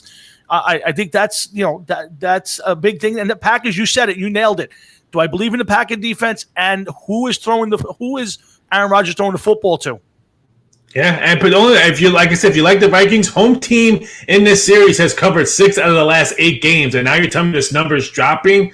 So again, if you like the Vikings, wait to see if you can get the best number. Yeah, second big matchup on the weekend. Again, another division rival, and a division that I think could probably be the best division in football. You have the home 49ers versus the Cardinals. Everybody's high on the Cardinals. The spread is, at least this morning when it started, was 7.5. I'm torn. I wonder, here, guys, is a question. Are the 49ers going to buck the trend and be the Super Bowl loser who comes back and is successful? We know the last 3 or 4 with the Panthers, the Falcons, the Rams have all nosedived after the loss in the Super Bowl. Is the 49ers the team to buck that trend this year? I think they can, but last year when the 49ers was just rolling against the NFC, you know who had trouble with their 2 meetings? They had trouble with the Cardinals, beating them by 10 their last game, but that 10 was a junk touchdown in the last a couple of minutes last in the fourth quarter, and only won by 3. Went to Arizona, beat them by 3, 28-25, which Arizona had a lead at halftime. So they have trouble putting away the Cardinals, and the Cardinals are the Cleveland Browns of 2020 right now. Everybody loves the quarterback. Everyone loves the right receiver core. Their offense is going to be, I think, pretty explosive. I think they can put up a lot of points. I just don't know if San Francisco lost too much to try to repeat. I kind of like the Saints that will come out of the NFC, even Tampa Bay to come out of the NFC. I'm not sold on San Francisco. I'm a little bit sold on Seattle more than I am San Francisco. But again, that 12th man is going to be quiet in Seattle, so that could hurt them. It's going to be a battle between Seattle and San Francisco in this division. I agree. But, Jeff, 7.5 in that game seems like a lot. But if you believe the hype in the Cliff Kingsbury, Kyler Murray, DeAndre Hopkins, I think 7.5 might be too much in this game to be given to the Cardinals. I think it's a wait and see. The Cardinals are definitely trending in the right direction. Kyler Murray and Kingsbury seem to know one another very well from their years together. And now with Hopkins coming in, it gives him a really good threat. They still have Fitzgerald, right? Yes. So, you got experience, you got a little speed, you got a little bit of everything right now. I don't think they're going to compete for the division, but I definitely think that they're going to be, a much improved team. They're not going to be the last place team. No, I think that's the Rams. And I want to get to that game shortly. But I think the question I have, Raphael, is then if there's uncertainty with the 49ers and there's a lot more expectation with the Cardinals, why is the line so big? The money opened up with that one. I think the money just jumped all over the 49ers quickly. We almost opened it up like around 10 during the summer, and it's going to continue to come down. There's no way this is going to be 7.5 by kickoff. This would be a solid 7 or maybe even 6.5 the way the money's coming in on Arizona. But don't forget that there's been rumors all morning that they might have to move this game. Yes. Because of the fires, not because of the fires, but because of the smog and the ash that's falling on. So keep an eye out for that too. Yep. We'll get you again, guys. Hard Rocket Sports. We're on with Raphael Esparza, head odds maker here at mybookie.ag. Make sure you guys, if you're going to place your bets, if you're going to have some fun during the football season, and like Raphael says, all the sports are going on, go to mybookie.ag, drop some money over there. Lots of prop bets, lots of rewards. Go out there and make sure you support. Raphael, the other game I want to talk to before I get to the big matchup, I think the big game of the weekend for me, beside my Giants playing, Cowboys Rams. That line is a lot closer than I thought it should be in that game. What's your take on the Cowboys? Was that line 3.5? It's 3 right now. This one's weird. It's the NBC money coming in. We always have the most popular team on that 7:20 Sunday night game. You almost have to add almost a half a point to that number because everyone's going to bet it because either everyone's chasing on that Sunday game because either they got booty whipped all morning and afternoon, or they won and they're going to bet that the most popular team with maybe the over on that Sunday night game. So this game should be around 2.5. But we had to put the Cowboys just because the ticket count, even though when we had question marks if Dak was going to be the quarterback, they were still betting this game like there was no tomorrow, like Troy Aikman and Emmitt Smith were playing this game. So I think the money is going to continue to come in on the Cowboys. I actually kind of like the Rams, even though I think the Rams are going to be take not one but 2 step backwards this year. But I'm not sold on Dallas. Everyone thinks that Dak Prescott's going to have a monster year, blah, blah, blah, blah, blah. I'm not sold on that. I'm still not sold on Mike Holmgren as a head coach unless he changed his ways when he took the hiatus. If he did, then watch out for him. But if this number continues to float upwards, I'm going to probably look at the Rams. Well, here's the thing. The only thing I like about the Rams this week is they're opening a new stadium. So that's the one treat. But the Rams, most people, including myself, think the Rams are going to finish last in that division. Everybody's high on the Cowboys, 10 wins or better. I just don't see why the line is so low. So that kind of scares me. Well, not scares me, but that kind of leads me to believe that people are you guys as odds makers don't believe in the Cowboys, just like you said. I don't think the Cowboys are the juggernaut people are making them out to be. Every year the Cowboys are supposed to make the playoffs or go to the Super Bowl. And how many visits have they made lately? Yeah, exactly. Jeff? Look at the division that they're playing in this year. There is no powerhouse team in that division. But more to the point. In that division, and half the teams in that division, Dallas and Philly are the only viable options to win that division. I don't see the Giants or the Redskins doing it. Listen, I won't argue Giants, Redskins, but that's almost like who hangs on because Philly's. I don't believe in Philly. Does anybody look at that Philly roster and go, "They're a set team. This team can run out there and win it"? I mean, the Cowboys should be on paper. McCarthy, new coaching staff. Okay, I'll give them the leg up, but I'm looking at their roster and I'm saying, what am I basing on the fact that they're in a weak division? So what happened to Raphael? Hopefully he'll bounce back. But Jeff, I think your point's well taken. If you're a betting man or you're laying odds, you got to put those two teams. But it's almost like last year. It was who was going to lose less games, not so much who's going to win games. Yeah, but you know what, Tom? Listen, I hear you, and it happened a few years back with Seattle finishing 7-9. Yeah, exactly. Yeah, winning the division, and it could be this year too. About it, yeah. I don't think that the division winner in that division in NFC East wins the division in 9-7. Okay, he's back, Raphael. I think it's going to be at least a 10-6 team, but sometimes a 10-6 record is not what it seems.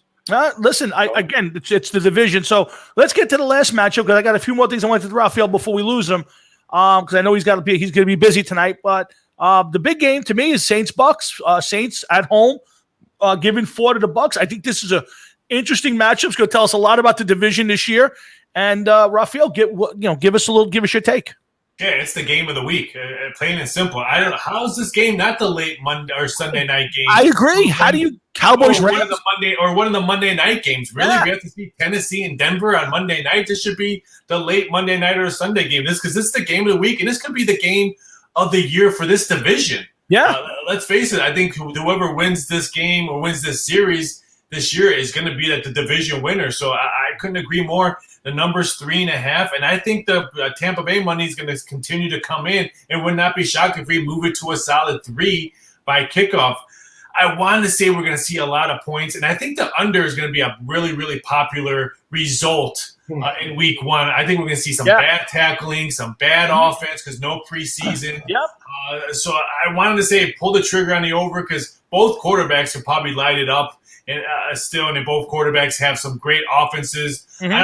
not one quarterback will throw it 50 yards plus. There's no way a quarterback's going 50 yards in this game, but I think the wide receivers would be doing a lot of slants. You can see tight end work from both sides of the ball. So I think the offense will be clicking. But if I had to choose something right now, given the most experienced team, the team that's had some good locker room year after year, I'm going to take the Saints because I think Tampa Bay is going to need a couple of weeks before they start gelling.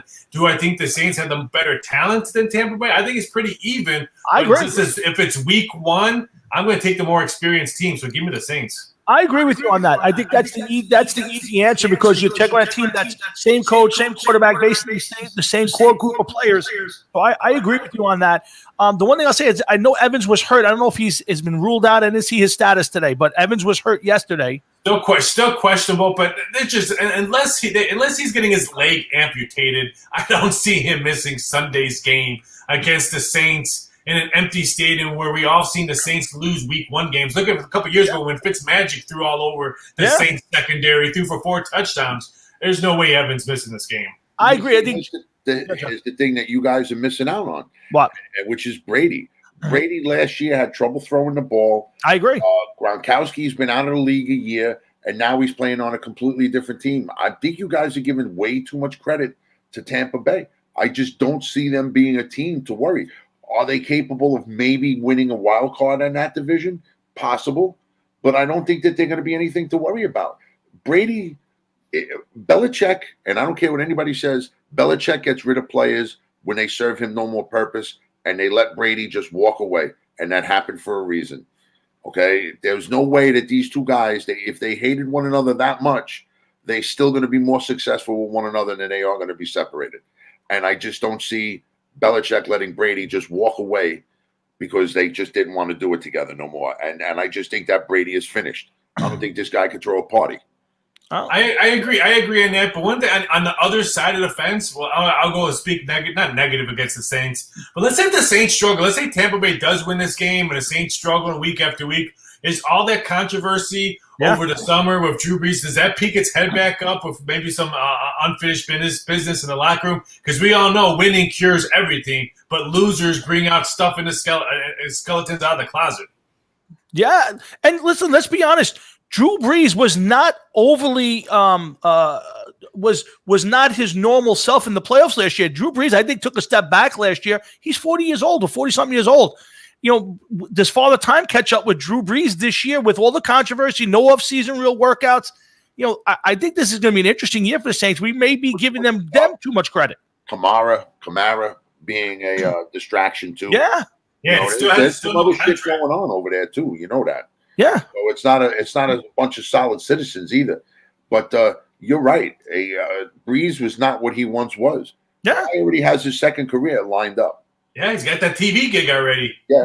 And I said it before, Raphael, before you came on. I think a lot of what's going on with Drew Brees is his damage control not to lose that gig when he's done. Not that he needs the money. I think the guy just is looking forward to another career after football ends, whether it's this year or next year.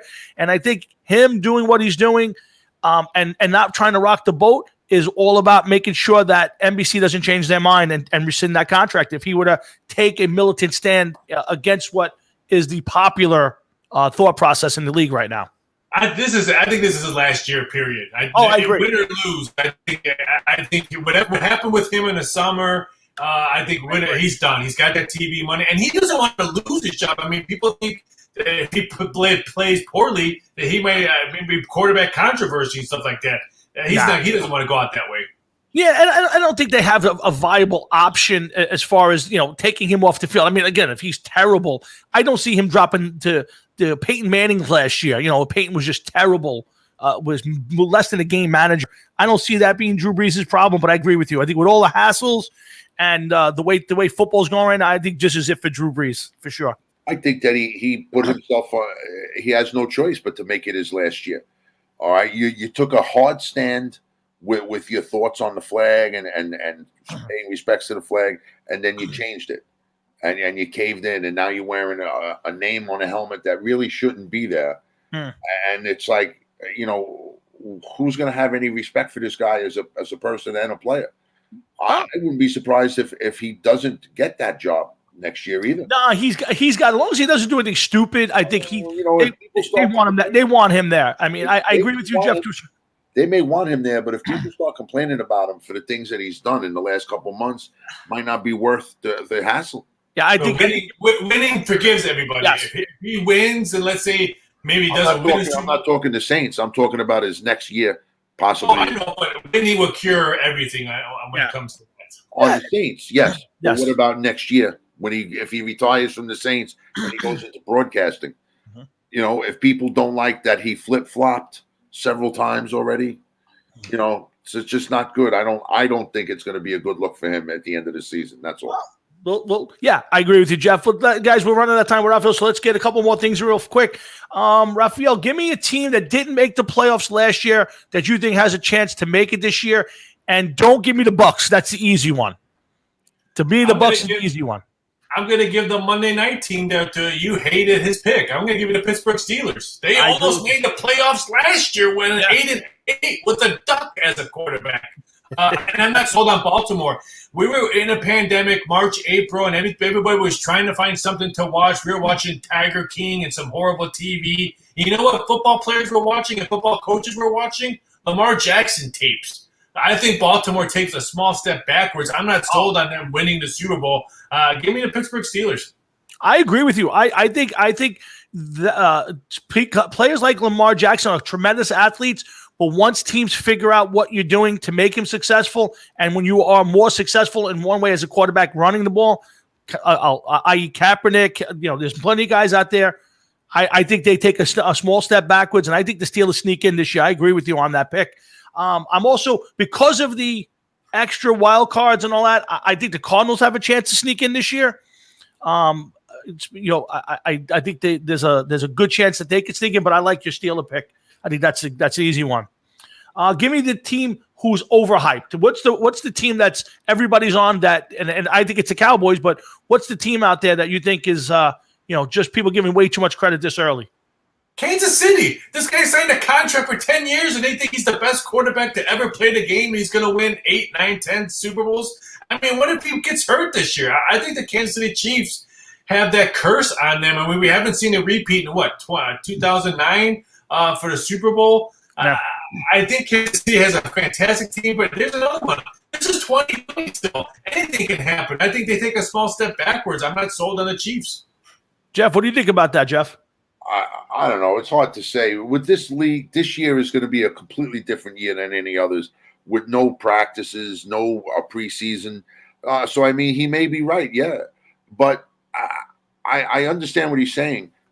He had one really good year, a great year, and everybody expects him to do that coming out of the box year after year after year. Peyton Manning didn't do it. Brady didn't do it. Breeze did it yardage, but nobody's really kept up numbers like that year after year. I think it's going to be almost impossible for him to match them year after year and play at such a high level. I feel bad for the guy. What's that? I feel bad for the guy because his expectations this year are going to be through the roof. They're going to think he's going to be twice as better than last year. Yeah, anything short of a Super Bowl, and they're going to start tearing him down for that contract. And that's the price you pay. And listen, not only that, they gave Reed and the general manager a 6-year deal. They have bought all in on this team and this coaching staff. And if it goes backwards a little bit, let's be honest. You're banking on Sammy Watkins. You're banking on some of these guys that had good years last year. Yeah, I agree with you. The problem I have in the AFC is who's the team. If it's not the Chiefs, who's that team to replace them? Is it Pittsburgh in their defense? Who is that team out there? That's the question. I think we're going to see a surprising team. I think you'd have to go with the Ravens. No, again, I think I'm not buying into the Ravens. I know you do, Jeff. I don't buy into the Ravens. No, I don't buy into the Ravens. I think that they're one injury away from being, a fucking top contender for the first pick. Because Lamar Jackson goes down, what happens? I think everything is based on him. Yeah. But if you look at the AFC, who are you going to say? Buffalo, New England, Denver. Denver just lost Von Miller. Yeah, with an ankle injury for the season. And I don't think that there's any of these teams. I don't think that the Colts are going to be that great with Phillip Rivers. I just don't see it. Well, we're going to find out. I mean, it's here, guys. The Kansas City game's officially started. Mahomes is on the field. The Chiefs, the Texans punted already. Raphael, let me ask you. I know as an odds maker, the extra playoff team is great for the postseason. You get more people betting, more games.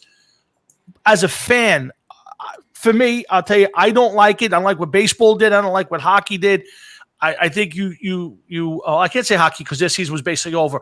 I don't like when you make too many teams in the playoffs. It kind of cheapens the regular season. Football, it's starting to get that way now with these extra.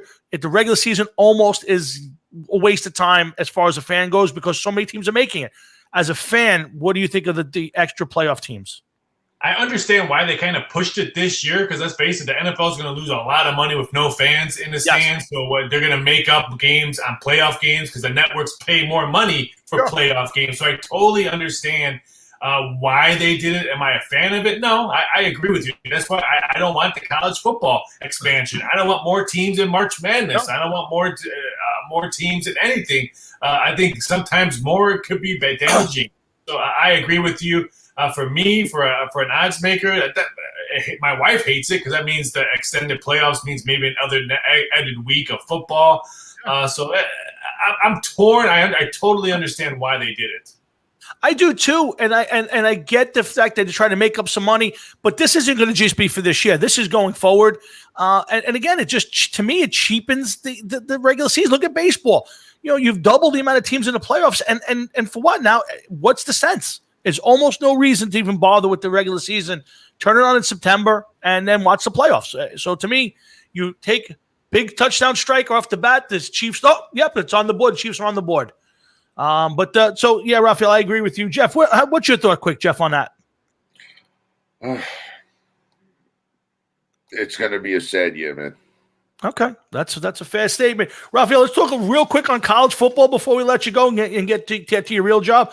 Not a lot of games jumping off the page at me where you go, wow, it's a big matchup. I know it's week 2, and to me, the big game this week, Notre Dame Duke. Duke, by my line in the post I have in front of me, 19.5. Notre Dame is favored. I'm sure they're the home team, and of course, getting to see Clemson now, 33.5 over Wake Forest. It's got to be tough finding games that people are jonesing to watch. Texas and UTEP. What's the big matchups right now for week 2 of the college football season? Right now, we have a great game going on, UAB, Miami, Florida. Miami, Florida was 14-point favorite this morning, 15.5. It jumped all the way before kickoff. And UAB, they just scored right now, so they're up 7-0. So if you got that UAB ticket, you look pretty good right now. There's a couple games that I kind of like. You mentioned it, Duke, Notre Dame. I think that's a very interesting game. Coastal Carolina, Kansas. Everyone loves Coastal Carolina this year. Les Miles is over at Kansas as their new head football coach. I want to see how they come out. And give me Tulane, South Alabama, the late game. One of the late games on Saturday night. South Alabama went to Southern Miss last week and blew them up. Southern Miss didn't even score a touchdown with them. And now Tulane's looking for back-to-back 7+ wins. I think that game's going to be very fun to watch. Yeah, I tell you what, last week I blew it. I usually can pick one college game a week. Last week I let somebody influence me, and I went against. I love Army. It's one of my favorites because they still run the wishbone and they still run my kind of football that I grew up on. And I went against them. And not only did did Army go ahead and win the game, they blew out. They played Middle Tennessee State and they blew them out. So I took a beating on that one. I'll take the hit. I should have went with Army like I wanted to. Army this week, 20.5 over. Was it Louisiana? The Warhawks. Yes. Monroe. Yes, Louisiana Monroe. Give me a little something. Do you watch games? Do you pay attention to games like that? Yeah, give me the underdog. You and Monroe will want to establish the run early as well, and we know Army's going to run the ball. Yep. So I think Army wins this. Probably going to be a lopsided game. If that's the case, if both teams are going to run early, that means the clock is ticking. So give me the under 54.5. I agree. I think if Louisiana Monroe gets 7 or 8 possessions the entire game based on the way Army runs the football and plays the clock, I don't see a lot of points being scored by both teams. But last week Army put 42 points on the board by themselves. So Interesting week, but Raphael, listen, I know you got your job to do. We appreciate you coming on. You know, any week you want to come on, you're here. But if not, we expect to see you every other week. And people, please go mybookie.ag, drop some money, have some fun. If you're going to watch the games, no better way to do it than watch it with a few dollars on your game. But check out Raphael. He's the best in the business. Thanks, guys. Have a fantastic week 1 of the NFL, strange NFL season. Enjoy the games. See you guys in a couple of weeks. Stay safe. You got it, Raphael. Hey, Raphael, how's things out in Vegas? Is it getting busy at all? What's the status out there right now? The casinos are still kind of empty. I mean, it's all about tourism. I mean, who's flying? Who's coming to Vegas? Especially now school's started. I mean, not that many people are going on vacations and going to Vegas. So it's going to be a while. Vegas will probably be the hardest hit city when said because of the tourism. Oh, okay. Well, listen, Rafa, you stay safe out there. I'm looking forward to some more of your Facebook posts. And I promise you one thing: if my Giants win, if my Giants win, and my pick comes through, you'll be getting an email from me. I promise. I'll be expecting that email. He's Raphael Esparza. He's the head odds maker at mybookie.ag, and he's great except for when he critiques my picks. Raphael, have a great couple of weeks. We'll see you soon, pal. Take it easy, guys. All right, take care, Raphael. So, Jeff, we had a little fun with Raphael. I took it that was a pretty good segment, right? Yeah, dude, I thought he was coming on every week during the NFL. I want him to. I think because of the season and how much work he has to do, he didn't want to commit. You may see him a weekly basis, but it'll kind of be like, all right, things are calm. I'm going to come on. But, I'm hoping. Yeah, what I think we're going to do for Raphael is we're going to send him an email prior to the show with our picks and then let him critique them on the email, and then we'll read that on the air for the weeks he's not on. Okay.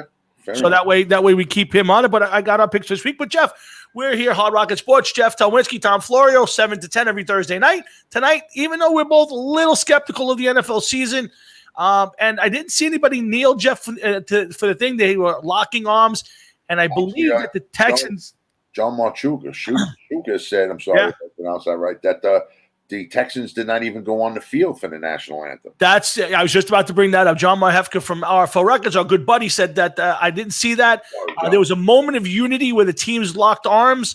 I did not see anybody kneel, so I'll have to kind of go back and see that. But the Texans did not come out for that, and I'm disappointed. But I would rather that, Jeff, to be honest with you, than them to kneel. To be honest, you know, Tom.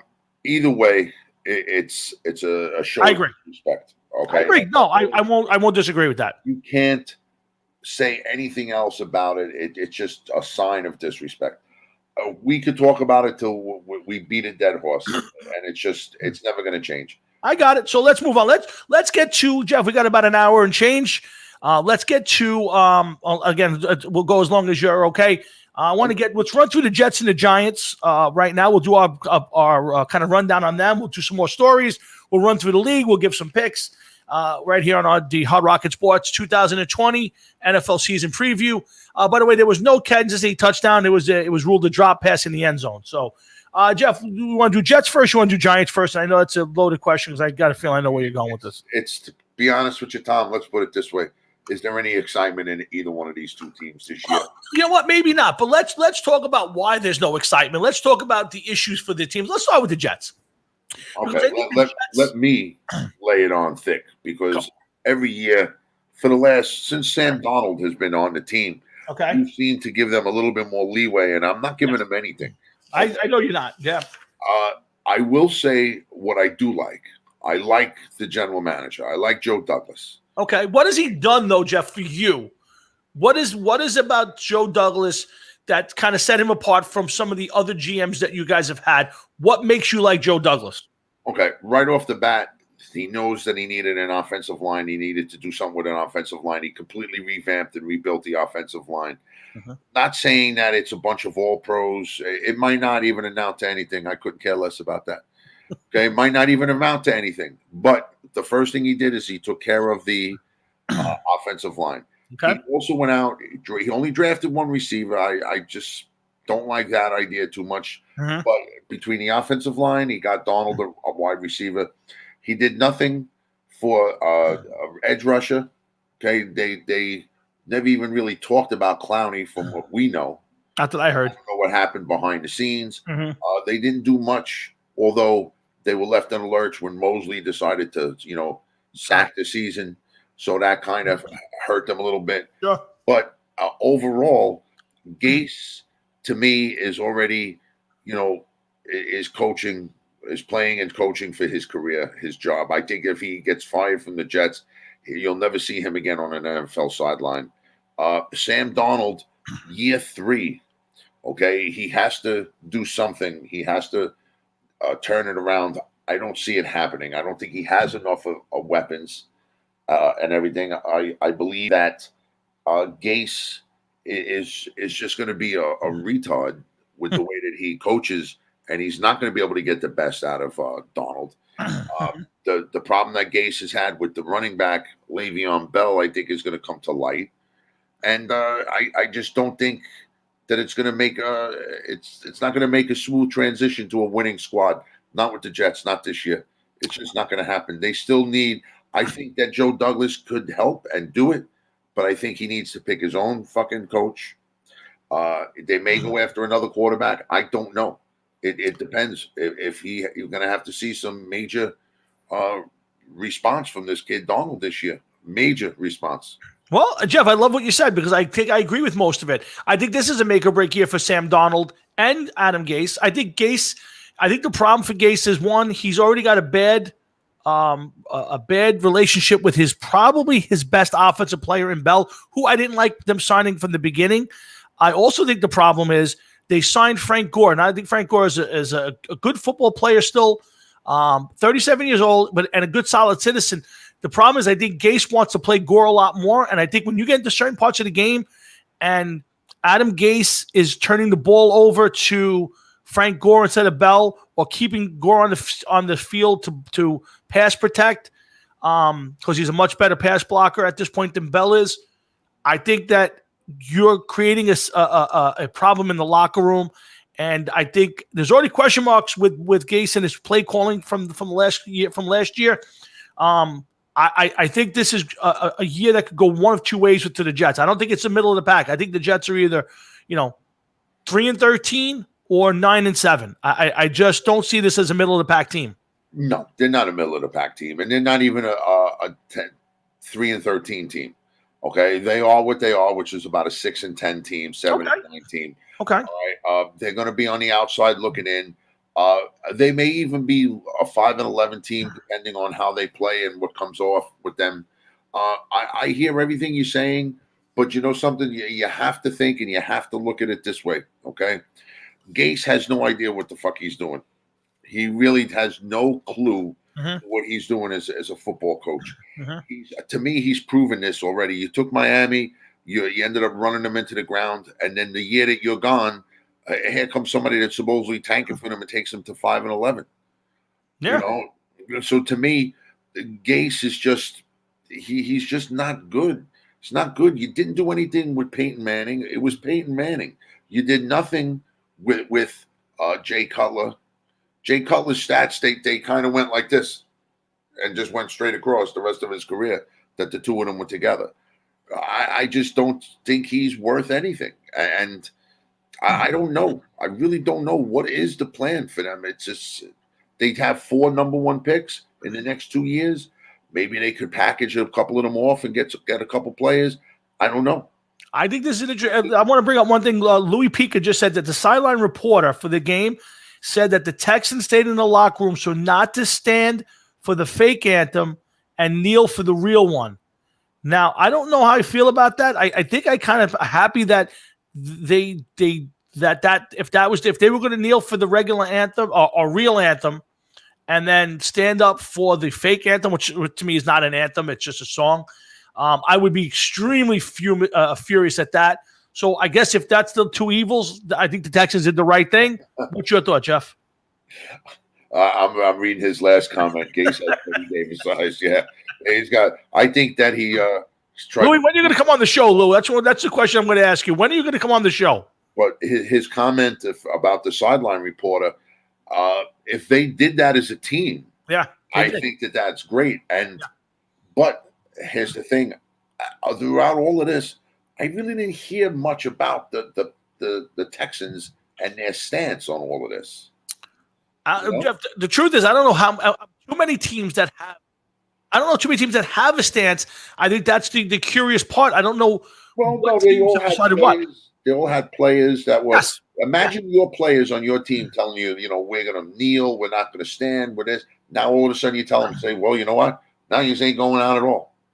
Well, I think that's the lesser of two evils. Again, do I like it? No. Two evils. I understand that, but you're still kind of caving in. Sure, absolutely. To a certain level, and that's 100%. that. That's it. 100%. Like go out there and stand. That's it.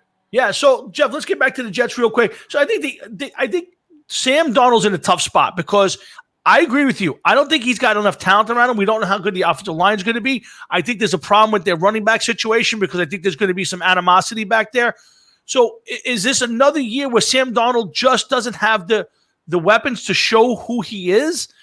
But the other guy I think has to have a big year this year because he was nowhere last year. It was Quinnen Williams. I think Quinnen Williams was a guy that they expected more from last year, and we didn't see it. And I think if he has another quiet year, in the air quotes, I think there's going to be some people questioning that number one pick.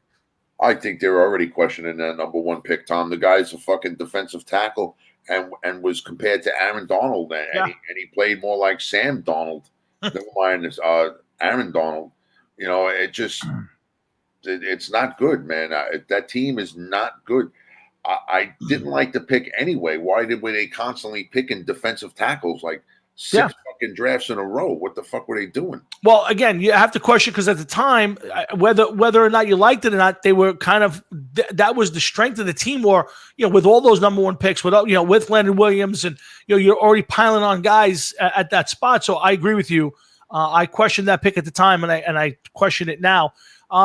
Here's the other thing. Here's the one thing on I don't understand. The Jets actually have 5 quarterbacks on their roster right now. Yeah, I know. It's pretty sick. And that's puzzling. I know they want to hang on to somebody because Flacco is a couple weeks away. And then, I just have this fear of Joe Flacco being their backup quarterback, as fragile as I think he is. And do the Jets really, and again, how many teams actually have one, but do the Jets really even have a true backup quarterback at this point?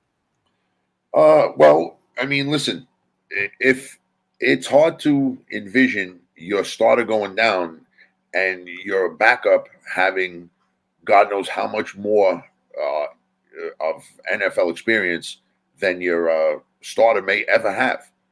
Okay, that's one thing. You have a Super Bowl winner as your backup. Yeah. I understand what you're saying, but Trevor Siemian, look what he did last year. He got hurt in a matter of no time. Yeah, fails. That kid that came out after Siemian got hurt fails. Yeah, nothing. It's so. I mean, am I happy that they have Flacco on some levels? Yeah, sure. I would like to have seen them have a backup that was ready to play in case Donald went down from day one, not 3 weeks later. Great, sure. But it's probably a 1-year marriage anyway. So. Oh, absolutely. Yeah. This is not a long-term thing. I agree with you on that. Jeff, 2 things more. Can the Jets at this year make a run at a playoff spot with the added wild card? Is there any chance the Jets, and maybe a weak division in a weak conference? I think the conference is weak. Is there any chance in your mind that things go right enough for the Jets with the players they have now that they can make a run at a wild card spot? Definitely not. I would rather bet on my bookie with Raphael that the half man could win the slam dunk contest at the next NBA skills competition before the Jets make the playoffs. Give me the most important player for the Jets this season. Who's the guy that's got to be that's got to have a good year for the Jets and the Texans score the first touchdown of the year? Running touchdown by Johnson, a pickup in the DeAndre Hopkins trade. Jeff, give me the player, the Jet that is the most important player to this Jets team. Becton. That's a good one. Okay. Becton. If he develops, it really doesn't matter what else happens with that team. If he develops, they have almost have an anchor. For that offensive line, they have something to build upon. That is a big thing. That's a huge thing in my eyes.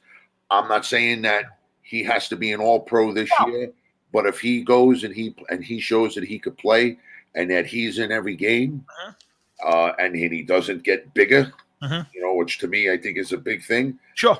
I think that they have a lot of problems situated and taken care of with without really. There's other areas they need. But this was a big. You picked a number one. You had a first round pick, A left tackle. a left tackle. With all of the first round picks that they have, okay, they could trade a couple of those picks and parlay them into some players, actual players that they need. You could get something. You could draft. You have the capital to draft a little bit now. Yeah. So there's a lot. You could take one of those number one picks from Seattle, trade the number one and maybe 2 number 2s in the next couple of years, and get like a move up in the draft. You don't know. You got to see who's looking for more picks and everything. So if they're smart, they would play it smart. Don't fall in love with any players when these picks are available, and listen to other people. Try to move up in the first round.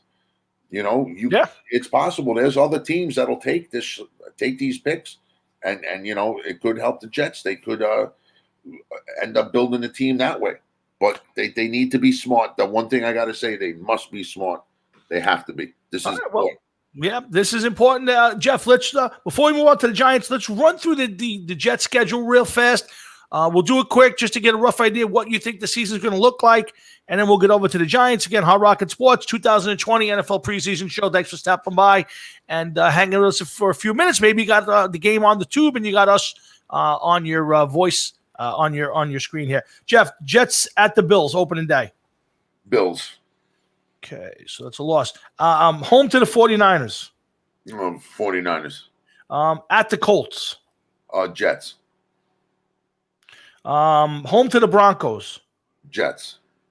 Home to the Cardinals. Jets. At the Chargers. That's going to be a tough one, but I'm going to go with Chargers.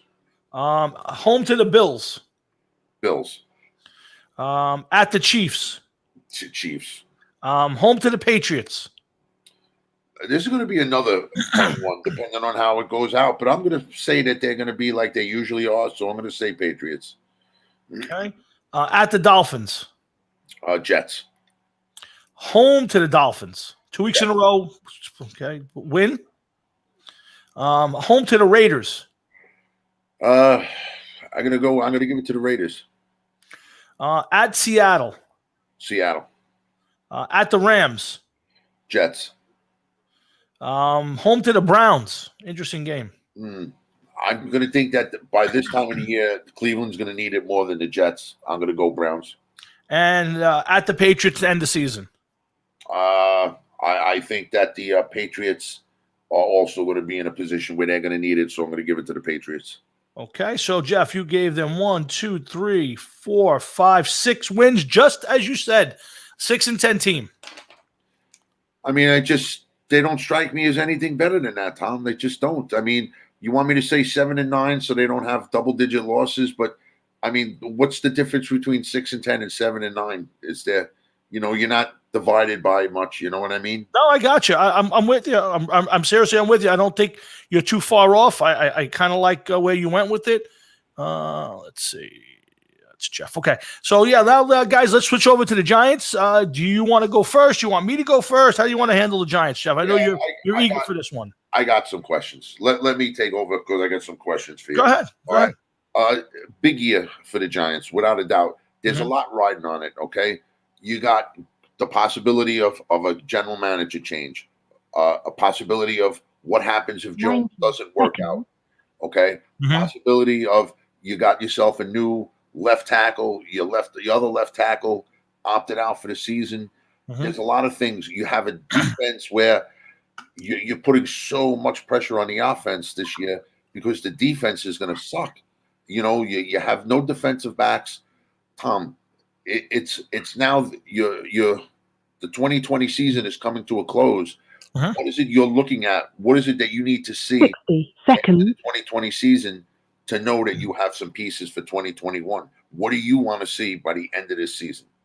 I want to see improvement. Obviously, the offensive line starts for me with the same thing for you. We also drafted a young, what people say was pro-ready left tackle. He's had some struggles in camp. I've watched some of the films, some of the TV highlights. He's not looked great. He hasn't looked terrible, but he hasn't looked great. I would say I need to see improvement on the offensive line. I need to see better ball security from my quarterback. And obviously, I need to see a dominant Saquon Barkley and some improvement on the defense. I think you hit it on the head. We are struggling with defensive backs right now, but I need to see improvement on the defense. So at the end of the year, a couple extra wins, but I want to see improvement in those phases, and then I'll feel comfortable for next year. Now, the draft. Let's go a little sooner than the draft. Okay, free agency starts. What is it that you want to see this year from the Giants? Do you want to see them try to build a team through free agency? Or are you looking for maybe a bunch of one-year rentals? What are you looking at? What do you want to see this team do? And what does Gettleman have to do in order to keep himself as the general manager of the Giants? I'll start with that one. I think he's got to. He needs to hope that Daniel Jones has an improved year. Whether he leads the league or not doesn't matter to me. He needs to be improved. He needs to have his free agents hit this year. Guys like Blake Martinez, Bradbury need to have a good year. Again, I don't think it's wins and losses, Jeff. I think it comes down to just being in some games that they weren't in last year and improving the team. And I think he gets new life. As far as free agency goes, it'll depend on the team, Jeff. I mean, I'd rather see them build through the draft, but you always got to kind of shore it up with a big pick, big free agent pickup. To me, would be a pass rusher. All right, so you want to see, of all of their defensive needs, you wouldn't mind if they went pass rushers. Yes. Rusher. Well, again, yeah. I mean, it would be nice if one of the three guys we have. God. In free agency, you wouldn't mind them picking whoever may be available as a free agent. Of course, you'd have to see and everything. Yeah, again, let's see what it could be. A defensive back at this point, but I think I have enough faith in the fact that Sam Beal will be back next year. I had some confidence in Sam Beal being a corner, but he opted out this year. I think some of the young kids they drafted this year, guys from last year like Ballantyne. I like this kid from UCLA. I think Darnay Holmes. So I have some faith, but. Yeah, it's going to depend on what I think right now, looking at this team as it's built right now, either a home run hitter at wide receiver or a defensive end or pass rusher would be something I would look for at a free agency next year. And what about the draft? I mean, Gettleman, his drafts are kind of suspect only because he kind of picked an odd variety, like, starting off with a running back when you didn't have an offensive lineman. Mm-hmm. Then you went with a quarterback when you still didn't have an offensive lineman. Then you finally drafted an offensive lineman, and then you're coming out and you're saying that, he's having some struggles, rookie struggles, you got to figure. Yep. Isn't it, you're a little worried? I mean, why go after the defense and try to fix the defense with the draft if maybe you're going to need some more offensive line help? And see who exactly who's available next year at this time, because that may be the way to go. Yeah, listen, right now, if they are better, this offensive line is fairly young. I mean, Gates is a second or third year player. Hernandez is third year. Obviously, Thomas is a rookie. Zeitler's only 30 years old. So right now, if everything holds true to form or what should be, you may want to just think about maybe getting better at right tackle, which would be, a pleasure. So I don't think the NFL draft next year for an offensive lineman is what I'd be looking for. Again, maybe the best corner in the league in the draft. Maybe there's a big time wide receiver coming out. That would be the two things I would look at if I were the Giants in the draft next year at this point. Now, it's hard to really grade the class of people that Gettleman drafted just a few months ago, okay, because of the pandemic and everything else, and the inability to practice, preseason games and everything else. Is there, from what you've seen so far, is there do you wish that he went a different way? Do you wish that maybe he went after a couple wide receivers? Is there somebody else in the draft that you wish that they took in an early round instead of some of the players that they did? Hard to say. You hit it on the head. It's hard to say without the preseason. We'll know that better in a couple of weeks, maybe a couple of months. No, I mean I loved Andrew Thomas. I wanted the offensive lineman pick. I was hoping he would get to play right tackle this year. But like you said, might as well throw him cast him into the fire and let's figure out what we got there. It's hard to say. I mean, would I like to have seen maybe grabbing a defensive back? We've drafted a lot of offensive linemen and Shane Lemieux and Matt Peart, who may all be part of this line going forward. But no, I can't say. You know what? My problem with Gettleman has not been his drafts. My problem with Gettleman's been his free agents. They have not worked out great. I would say he's hit on 75 or 80% of his drafts as far as those guys playing and making contributions. I think his drafts have been okay. His free agent picks have not been good so far. Not great. Well, listen, here's a guy that really hasn't done much with any of his teams since he took to help bring the Carolina Panthers to the Super Bowl, and he just just isn't doing it, man. Again, this is the big one, Jeff. I think if this year this isn't a team that has gotten better, then I will agree with you. Then I would say that he's not the general manager next year. I think he has to come out this year. This team has to be better, and I think it's tough.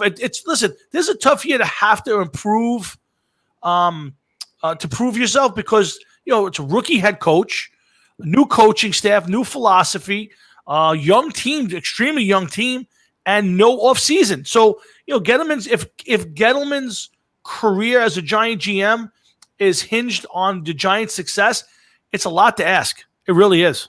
Yeah, I can understand that. And don't get me wrong, there may be a lot of people that this year are kind of given more of a pass than they normally would. Maybe. But you want to know something? You have a fan base there that has not seen much in a couple years and over the course of 3 different head coaches and two different general managers. Yeah. Mm-hmm. So I mean, I agree. You're getting to the point now where something has to be done, and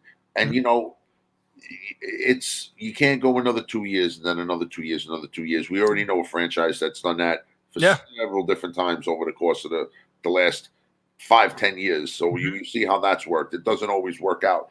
Some teams seem to catch it, other teams don't. And I'm going to be honest with you, neither New York team has been able to catch anything. I agree. The last couple of years, and I agree. No, I think the philosophy, and again, I was a proponent of keeping Manning because I just didn't see them have anything else to go with. But I think in the end, when you look back at it, the Giants held on to Manning too long. When Sherman came in, should have been the time that they made that switch. But Gettleman and Sherman decided they could make a playoff run with Eli and build a team around it. It didn't work. We all watched it. We all saw it. It just didn't work. And Eli needed a lot more talent around him to make him successful that he just didn't have. And his Chiefs are on the board. Kelsey touchdown, and it backfired. So now it set them back a little bit. How much? I think he's hit on his drafts. I think getting Daniel Jones, and if Jones takes the next step and becomes the quarterback, I think he is, which is serviceable and maybe even a very good quarterback. I think Gettleman will be okay. But if Daniel Jones regresses this year and doesn't improve on last year, Dave Gettleman should be signing the papers on the retirement village. I don't like what you said, man. What's that? Like what you said, which is serviceable. Use the S word, serviceable. Well, again, until you see more, Jeff. Not 100% behind him. That you. No, I am completely. You don't like. No, I am. It just here's the thing. I'm afraid because again, new offense. I don't know what the offensive line is going to look like, and no offseason. So to me, there's a strong possibility that he doesn't take a huge step forward. I think this kid is going to be a really good quarterback. I think he's got a lot of ability. I think he's smart. I think he's physically a good quarterback. Again, will that manifest this year if the offensive line's not better, if they don't stay healthy, if they didn't have a chance to get this team to gel? I don't know. But I call it serviceable because I don't think he's bad, but I'm not putting him as an elite quarterback or a top 15 quarterback yet. Hackenberg. No, come on, please stop with that. Hackenberg. Yeah. Oh, wait, I got to change this. Hold on. Here we go. Guys, Hard Rocket Sports, Jeff and Tom here every Thursday night, 7 to 10. It gets a little interesting from this point on. We got football every week, lots to talk about just there. There's not a lot going on in the music world. Some stuff to talk about next week. We'll get that back to you. And again, we'll pay attention to the playoffs. Baseball, Yankees suck. Mets aren't much better. A lot of stuff there. I'm not paying attention to the NHL or the NBA right now. But the Islanders are in the semifinals. They're down 0-2, but I think the conference finals, actually. Let's see. Jeff, My new banner. fuck yourself. Jeff, as far as the Giants go, I'll give you my assessment. Here's the thing. The Giants have 3 number 2 receivers. I like them all. I think Tate's a good player. I love Shepard. Slayton took a big step, but they're all number 2s. Do they need a number 1 wide receiver? I don't know. Evan Ingram's got to stay healthy, and Barkley's got to stay healthy. If all those guys stay healthy and productive, the Giants will put points on the board. Can they stop anybody? I don't know. It's a shame that just 2 short years ago they had a number 1 receiver. Oh, they did not. Anyway, yeah. Goldilocks. Yeah, all that. How's his career gone since the Giants got rid of him? Not great. He's not playing with Eli. He should have appreciated the fact that he was playing with Eli. But the Giants defensively, I think the Giants are going to be better defensively than people give them credit for. But I don't think they're going to be great. So again, I'm here's the problem for the good part for the Giants. I think the Giants are in a terrible division, maybe the worst division in football. I think even the best team in that division will be lucky to win 9 games. So I think there's a lot of wins in the division. I think people are giving the Redskins way too much credit with over 5 for the season. I think if the Redskins are lucky to win 2 or 3 games this year, I think they got no offense. I question other than their pass rush. I think they have a terrible coaching staff. I'll be shocked if the Redskins, and I'm going to keep saying Redskins, guys. If you're waiting for Washington football team, you're wrong channel. Change the channel. Yeah, really. The Giants, I think, I think the Giants will be better than people think. I think they'll be hanging around for the last wild card spot. I don't know if they'll get it. I do believe who? The Giants will be hanging around in December, with an outside chance. Again, Jeff, the third wild card team could be a 7-9 team, a 6-10 team in this league. You can stare all you want. I'm telling you flat out. I think the Giants are good enough offensively that they will hang around in this league and will be in. They will not be out of it in November. Wait a second. You can stare all you want. I've said it. Wait a second. So you're saying you understand that this show is taped. People could look back. Yes, I back I picked the Giants over 6 this year. I bet the Giants to be over 6 wins this year. Look out, man. Yes, that's big. But you're actually pretending that we know what we're talking about and telling these people, yes, all of you that are watching us, whether it's live now or on tape, and you're telling them that the New York Giants could possibly hang in there for the final wild card spot. Absolutely, 100%. Wow. No way. I got to see what Louis Pika just wrote. Louis just said, "Please stop saying Redskins." I'm offended. Man, this guy, hey, Snowflake, or what should we call him? Crystal. Let's call Louis Crystal. Louis, one of these weeks you're going to come on. Louis, let's be honest. I'm picking the Giants to have a shot in December, hanging around for the wild card. Jeff thinks I'm crazy. Louis, am I crazy? The only shot they're going to have is one under the chin. They blow the top of their fucking head. Let's run through the Giants schedule real quick. I'm going to let you do it, and let's be as fair as possible. I'm going to let you got there. So we're going to go Jets. Jeff, Giants, home to the Steelers opening night. Well, I'm betting on that one. At the Bears week 2. I got to say Bears, Tom. Okay. Home to the 49ers. 49ers. At the Rams. I'm going to give that to the Giants. At the Cowboys. Cowboys. Home to Washington. To the Redskins. Giants. Okay. At the Eagles. I think they're going to split with the Eagles. Give this one to them. Okay, Jeff. Yes, 8-8 and shot at the wild card. Thank you, Louis. You're right with me. Jeff, hosting your boy Tom Brady on a Sunday night game. You know what? This one pains me. Because I'm going to say it's a tie. Fuck them both. Okay, I'm going to put you down for a tie. At the Washington Redskins. Redskins. Okay. Home to the Eagles. I gave them a win against the Eagles last time, so a loss this one. Okay. At the Bengals. Man, wow. I'm going to say the Giants on this one. Okay. At the Seahawks. Seahawks. Home to the Cardinals. Cardinals.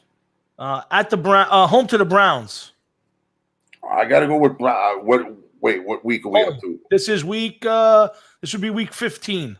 I got to go Browns. Okay, that's a loss. At the Ravens, second to last game of the season. Ravens. And at the and home to the Cowboys on the last game of the season. Cowboys. Okay, so Jeff, you gave the Giants 1, 2, 3, 4 wins and a tie. Okay, now I may give them. I'm going to say last game of the season. Yeah. Depending if the Cowboys locked up their division and they're starting to rest some starters, I could see the Giants winning that game. But if not, I think that it's going to be a Giants loss.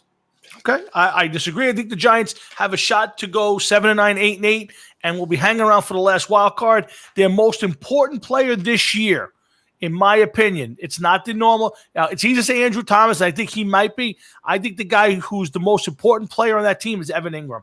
Ingram needs to stay healthy. He's a guy who gets downfield, and he has not stayed healthy at all in his career. I think Ingram, and I could also give you probably Jabril Prepper staying healthy, but I want to go with Evan Ingram. I think he's the most important player. If he's healthy, that offense is going to be tough to stop because you will have to guard, 2 or 3 of those wideouts, stop Barkley, and then worry about Evan Ingram down the slot. Evan Ingram's got to stay healthy and have a big year, and the Giants will have a good season in a very bad division. Again, I think the Eagles are going to suck. I got to be honest with you. I think this Eagle team is bad, and I think that the Cowboys aren't going to be as good, and the Redskins suck. So that's my opinion. Let's get to. I have someone here with me. Oh, Basil's here. Hi, Basil. Yes, Basil is here, and she wants to come on real quick and give her. Oh boy, here we go. On Rockin' Sports, 347-826-9934 is the radio side. And of course, you're watching us live via our live stream on our Facebook page. We're here every Thursday night. Jeff and Tom talking football tonight and every week talking hard rock and sports. Hey, Basil. Now, there's Basil, the one-eyed wonder dog. Hey, wait. Basil. Okay. She literally has one eye, as you can see, right, Cakes? I see it. So now she wants to tell me, all right, Basil, tell me what's the Giants. What? Really? Here we go. Said 3-13. Yes, here we go. Thank you, Basil. I know you don't mean that, but Jeff, we got a whole bunch of stories. I want to do our power rankings. I want to get to our division winners. We got to run through it quick. It's already 9:15, so let's run through this quick. Jeff, can Cam Newton and Bill Belichick make the Pats fans and maybe football fans in general forget that Tom Brady was their quarterback? Do they have a shot this year? Definitely not. Okay, but do they have it if the Pats somehow win their division or make it as a wild card and win a couple playoff games? Does that validate Belichick's, let's say, not bending over backwards to keep Tom Brady? I got to go. First of all, I got to put her down. Hold on. Go ahead. You go down here. All right. Stay down there. You good. I think that Belichick got rid of Brady knowing that he was at the end of the line and that Brady wants to try one more time. He wants to play one more year because he had a bad taste in his mouth. And I think now at this point in time, maybe he's just going out to have a little fun. Okay. Now, of course, they're not going to say that, but that's how I see it. Okay. I don't see Belichick. Actually, I'm actually shocked that he's still in the league with Cam Newton. And I can't believe that he would actually take Cam Newton as his quarterback after some of the things that Cam Newton has done. Yeah, I agree with that. And taking Cam Newton without even really getting a look at him. They couldn't give him a once over with the doctors and team doctors and everything else. So I'm really kind of shocked that they're going to actually deal with Cam Newton. And it's going to be something to see. But I don't think that it's going to be worth much, and that it's going to be something that's going to be a big thing. I just don't see this team having it in them to win and to go a couple rounds. I just don't see it. I really don't. All right, yeah, fair enough. Jeff, we're gonna bounce down to okay, you know what, Jeff? Here's one that I didn't even pay attention to when I was thinking about quarterbacks this year that moved, and I will get to my list of quarterbacks that have moved teams and all that. The one thing I was also doing, what would be the quarterbacks to make the biggest impact and what rookie starts. I forgot all about Joe Burrow. This has to be the quietest offseason for a number one pick as a quarterback. I have not read 3 sentences about Joe Burrow this offseason. Well, listen, Cincinnati has been historically bad. I agree. For decades. Mm-hmm. You know what I mean? They had a small spurt a few years ago where they made it to the playoffs, 2-3 seasons in a row. But yeah, they made a few in a row with Lewis and Andy Dalton. Yeah, so go ahead. Well, more often than not, you're talking about a bad team. Mm-hmm. And yeah, Burrow is a big commodity and everything else. But once again, there's really been nobody. There hasn't been that many football articles overall. It's just unbelievable. It's been an extremely quiet season. I agreed, but do you think that the number one pick guy coming off a national championship had a great season last year? Well, what did he do, Tom? He throws the ball barely in practice at this point in time because a lot of these teams aren't practicing like they once were, and they're not playing preseason games. So what is he? Where's the measuring stick? What did he do? Where did he do it? Who did he do it against? You know what I mean? Yeah, no, I agree with you. But again, it's just more than anything. And again, I have no idea if Joe Burrow is going to be a great pro. I don't know if he wound up in the right spot. I don't know if there's enough weapons over there. Go ahead. Keep going. Yeah, I just don't know. I don't know. My question is, my only thing was, like I said, there's just been no Joe Burrow talk on ESPN, Bleacher Report. I've seen very little. Guys, make sure you go down to YouTube, check out the Hard Rocket Sports Show's YouTube page. Please subscribe. It helps us out. Jeff and I try to do this for a living someday. I like to stop getting up at 4 o'clock in the morning to go do construction. I will get up at 4 and do a morning show. Remember, starting this Sunday, Hard Rocket Sports will be on for about an hour. We're going to do it every Sunday morning. Hopefully, Jeff, with his work schedule, will be on for the show. But we're going to do a Sunday morning, 1 hour. We'll preview all the games, run through them quick, give our picks for the games. It'll just be an hour, talk about the biggest stories, the biggest matchups. Got some good games this Sunday, highlighted to me by Bucks Saints. I don't know, Jeff, is that the big game for you this week? Bucks Saints? Yeah. Tampa and New Orleans. Is that the big game for the week? No. What game would you call the big game of the week? I would like to. I'm kind of interested in the Cincinnati game with Joe Burrow, like you said. I would like to see how the Jets come out of the gate. There's a couple different games that or teams that I'm going to keep a little bit of a closer eye on this year. I want to see what happens with Matt Patricia, the Detroit Lions, and Matthew Stafford. Yeah, I mean, that's a big – we'll get to them in a minute. We're going to go. But, Jeff, that's interesting because, again, there's another coach who has to have a good year. Matthew Stafford's at the end of his career. He was having a great year last year before he got hurt. I've seen everywhere. They're picked to win 7 games or more this year. I think that's an interesting team to think about in a division that might not be great. Yeah, I don't think they're a good team, Tom. They're not a good team. I'm not disagreeing with you. I'm just giving you the facts of the bookies have set the line at 7, I think, for that team as an over and under. I'm thinking 5-11 to 6-10, 7-9 if everything falls into place and the planets are in line and everything else. Again, I can't read that division this year, Jeff. I don't think the Packers are any good. I got to be honest. I don't think there's much of a drop off from Rodgers, but who does he throw the ball to? How good is that defense? I think the Vikings had their shot. They lost Diggs, so I don't see them, and I'm not buying into the Bears. So I don't know who's good in that division this year. Oh yeah, you're 100% right. But once again, just like the NFC East, somebody has to win it. Yes. And I can tell you this much, I do not think that the Detroit Lions or Chicago Bears are the team that's going to come close to winning it. I think that you have a more viable option with the Packers and the Vikings. Yeah, in that division. Jeff, let's see. I want to skip over some of the NFL movement stuff. Leonard Fournette winding up in Tampa. Adrian Peterson's in Detroit. Real quick, Clowney in Texans. real quick, the Tennessee. Fournette. Let's talk about the Fournette thing real quick. Sure, go ahead. You realize that that's going to be now, even though it's Tom Brady, he's still a better quarterback that Fournette's ever been paired up with before. Sure. In the past. 100%. This is a big signing. Okay. Big signing, because even though I feel as though that Brady is definitely on the downside and not the player he was 2 or 3 seasons ago, he's still a better quarterback than Fournette has ever had. This is going to Fournette is going to be a huge safety valve for Brady. Should be. I agree. Huge safety valve. That may be something to push the Buccaneers in the right direction.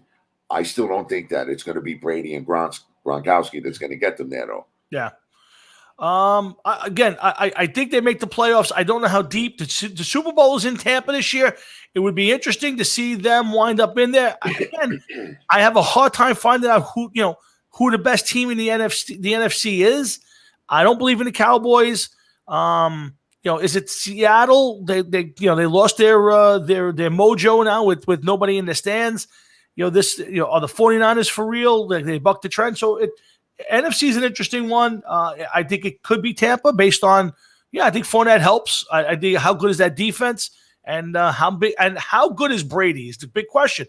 Brady wasn't Brady last year. They got by on running game and defense. Yeah. So I think a lot of people are forgetting that. Yeah. That it's something. It's going to garner a lot of attention. Simply because you're talking about Brady not being on the Patriots, not being with Bill Belichick, new team, possible, for how many years in a row he was just mentioned in Super Bowl conversation from the end of one season to the beginning of the other, just nonstop. So it's a big thing, but I just don't see him taking that step in Tampa Bay. Yep, I agree. Again, guys, remember this Sunday starts off the Hard Rocket Sports NFL Sunday show, 9 a.m. Eastern Standard Time. Make sure you check in. I will be here. Hopefully, Jeff will be on for at least part, if not all of the show. We'll talk about the matchups. We'll go through the games. Not too much analysis, just kind of run through the games and give our thoughts on wins and losses and, maybe the bigger stories. We'll concentrate on some of the bigger matchups. It'll be just an hour every Sunday, something I've always wanted to do. I think I have the time to do it now. And like I said, hopefully my partner in crime will be able to be a good part of that. We'll try to have a guest or two maybe here or there just to kind of fill in and give their picks on their division. But that's starting this Sunday morning, 9 a.m. Eastern Standard Time. Jeff, let's go through – I want to go through real quick on the quarterbacks on the move. Give me your thoughts on how successful they'll be and the impact. First one, obviously, is Tom Brady to the Bucs.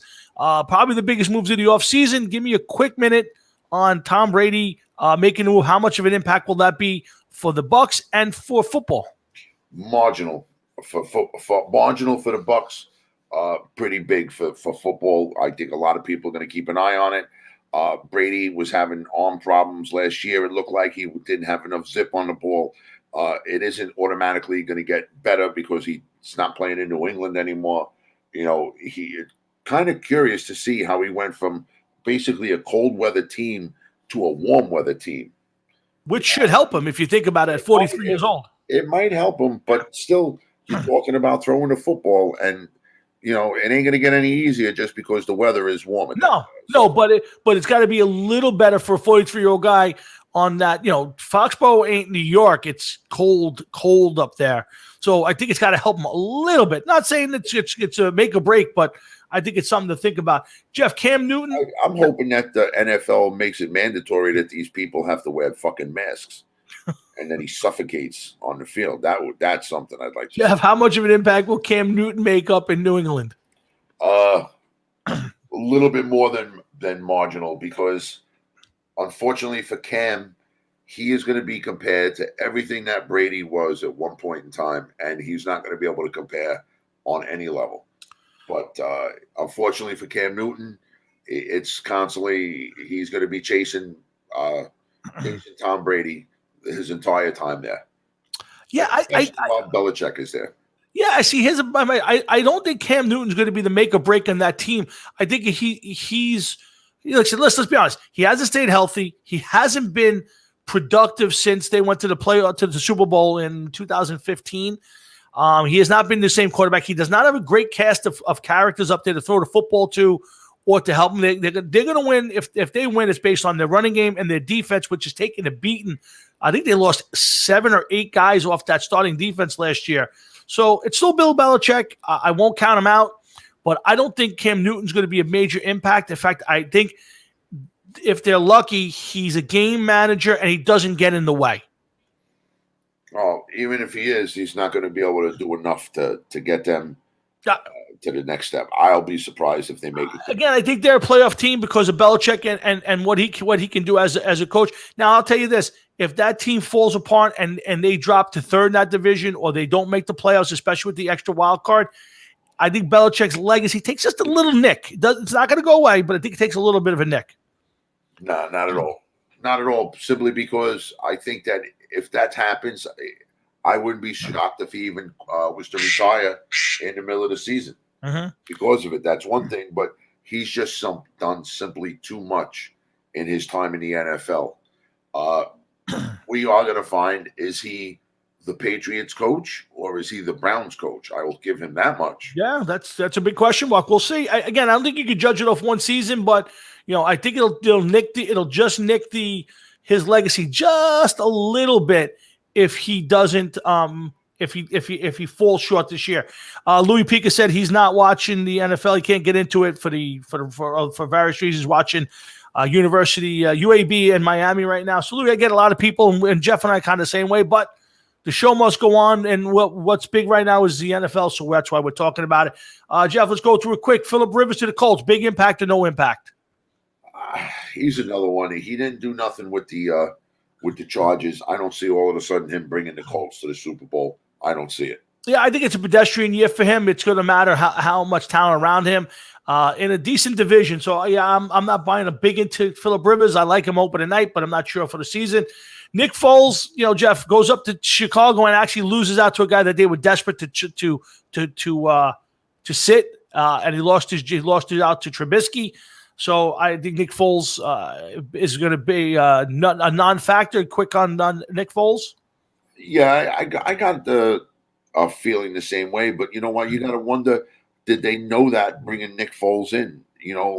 Was it the plan to totally replace Trubisky or to just push Trubisky? Oh, it's a good point. You know what I mean? Yeah, it's a good point. I don't know what the deal is as far as Foles' contract, how much more time they have left and guaranteed money and exactly how much the Bears are on the hook for. But you got to think and wonder, did they do it on purpose to move Trubisky along in the right direction? And maybe they jump-started him. Once the season starts, we'll find out. Yep, good points, Jeff. I think that pushing one, I think is a great point. I think there might have been the impetus to give him a little jolt and say you're hanging on by a thread. They need him to win that job and play well, because what they did to get him, the people they passed up on, the Bears have taken a beating for that move. So they need it. Andy Dalton, I think, is a big move, Jeff, and I'll tell you why. He gives the Cowboys in this era of everything is on the starter, and most teams have a backup that has never played or has never played well in the league. They have a guy who's at least a viable playoff caliber quarterback, and I think that's pretty big. Yeah, I agree with you. I think that it was a good move by Dallas because you have a playoff caliber quarterback. He has NFL experience, and you don't know what's going to happen with Dak Prescott this year and next year. Yeah, exactly. Yeah, Dak Prescott is insulted that Dallas didn't try to sign him, and now if the salary cap goes down, maybe he wants to go someplace else just because you didn't give me the money this year. So I'm going to go play, and you don't know what openings are going to be next year. Maybe New Orleans. Would New Orleans may be a better spot for him to go to than to stay in Dallas? Whatever. No, Louis, I didn't take anything against you saying that against the show. Louis, no sweat. Don't even think that for a second. You got to tell Louis, definitely not everybody. And I mean, everybody that I've seen feels the same way you did. Yep. And do that. They just cannot get on board with the NFL. I myself don't even know if I could watch any of the games. I'm still going to follow it through the papers and on websites and the computer. because I like football and I want to see what happens. But as far as watching it, it's going to be tough. Yeah, yeah. There's no doubt. So we agree with you, Lou. Don't sweat it. No, not even for a second. Last one I think is the most interesting one because I think this is a shot in the dark for the Panthers. Teddy Bridgewater, hasn't been a full-time starter in a while. He played last year. I think he went 5-0 when Breeze was out. Yeah. So I think it's a nice move. You bring a veteran guy in. I would like to see them have a young guy to kind of build off of because I don't think Teddy Bridgewater is the long-term future of that team. And we don't know what you're going to get out of Teddy Bridgewater. But I think it's a solid move for a rookie coach to bring in a veteran guy who can move and has proven he can move an NFL team up and down the field. Listen, I don't think there's anything wrong with Teddy Bridgewater. The problem with Teddy Bridgewater is going to be this. Okay, I understand what you're saying. You brought him into a team that's basically going to be rebuilding, which to me does not mean a long-term contract for Bridgewater. Might mean a 1 or 2 year deal here and there, where he may stay with them and sign a new 1 year deal every year, just to see how it goes for both sides. Mm-hmm. Because let's face it, by the time that team is ready to go and ready to play, Bridgewater will be about 27, 28, I believe he is now. I think so, yeah. Yeah, so he ain't going to get any younger. So you don't want to sign him to a 5 or 6 year deal. He might not be around for it. Yeah, it'd be easier to go year by year with him. Yeah, he's young enough, Jeff, where, you're seeing guys like, sticking around till they're 37, 38. So he is a guy who can stay around a while. I just don't know if there's enough resume now to put all my eggs in his basket. So the question becomes if he has a so-so year or he has an uneven year, do they go out and get a young guy next year in the draft? They should have a high draft pick. And, do they sign him to, any sort of extensions and stuff? So it's an interesting one. I think it's a smart move by the Panthers because, short of Bridgewater, who you're going to get. And I think he gives them a good, viable option based on last year. So I think it's a good move. Jeff, we're running out of time, so I don't think we have time to go through all the – here's another one I got to ask you before I get to that. Rookie quarterbacks, who starts first, Tua or Justin Herbert? Who's the first guy on the field besides Joe Burrow, who we know is going to start opening day? Tua. Definitely Tua. Yeah, I kind of agree with you on that. I don't know if they've announced it yet, who's starting week 1. I don't think I saw that yet. I'll have to assume it's Fitzpatrick. It is. Yeah, it is? It is, yeah. Okay. Elaborate on that one. I'll be right back. Yeah, and we already know that the Chargers have already said that they're going to go with Tyrod Taylor. Again, I think at some point it depends on the record. If these teams are not playing well and the season's kind of lost, I do believe that at the end of the day, they'll go to the rookie quarterback, get them indoctrinated this year. I think that's a big part of this whole thing. So, I think Tua gets on the field first. I think the Dolphins are a lot closer to being some sort of a semblance of a team than the Chargers are. I'm not buying it. Chargers, though, also have the new stadium they're sharing with the Rams, so they want to get people in the building. So playing their number 1 pick might not hurt. So again, I think it's interesting that way. Again, guys, Hard Rocket Sports, we're here every Thursday night. Make sure you check us out. Make sure you check out mybookie.ag. We want to make sure there's Roger Goodell flashed up on the screen. I hate Roger Goodell. I think he's a low-life piece of shit. Sorry, that's just my feelings. We're going to talk about. We're going to go through a couple of things. We're going to do our picks next week for the divisions and all of that. I know it'll be one weekend, but it's only one weekend. I don't think we have time to do what I want. I'll ask Jeff a couple more questions. Jeff, give me what is the best division in football right now? Oh, wow. Best division in football has got to be the NFC West. Basically, you got one team that was 2 teams that have been in the last couple of Super Bowls, a team that has always been in contention to get to the Super Bowl, and a team that's up and coming. It may be the most talented division in football right now, the NFC West. I would have a hard time arguing that point. I think the NFC South, with the Bucks, Saints, possibly the Falcons. Everybody's high on the Falcons. I'm not. That has a chance to be a tough division this year. It may, but it hasn't done anything in the last couple No, of years. I won't argue that point. That's why I'm saying impossible. The other division I want to take a look at would be the AFC North with the Ravens, the Steelers. Everybody's so high on the Browns. Again, when are the Browns ever going to step up and make it happen is the question I'm going to ask. But if the Browns were any good, that's a tough division. So there are some possibilities here and there, but I agree with you. I think the AFC West had a chance to be a decent division with the Broncos, the Chiefs, possibly the Raiders. People kind of high on the Raiders, but with Von Miller out, that ended. So yeah, Jeff, I agree with you. NFC West. Mariota is already hurt. Yeah. Okay, Von Miller is hurt. Yeah. And I just don't see anybody from the AFC West making any kind of noise in that division other than Kansas City. It's hard to argue that point right now, Jeff. Jeff, I don't know if I got your take before on it. The the extra wild cards this year, the additional one. In the end, is it better for football as a fan? Do you feel it weakens the regular season? Do you like it that more teams, there's extra playoff games? What's your take on the extra wild cards this year? Well, we were so used to the old format that I think that we didn't want to see a change.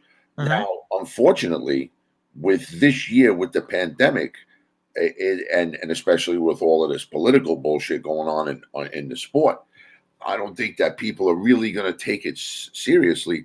But it does open up possibilities for a lot of different teams. Okay. Now, yes, it changes bye weeks and everything else, but bottom line is simply this: I think that if your team gets in, of course, you're not going to turn around and say, well, they should have, taken this extra wild card out of the mix. Uh-huh. If your team gets in, you're going to be like, yeah, this is a good thing. So let's see how it works out, and I think let it play out this season.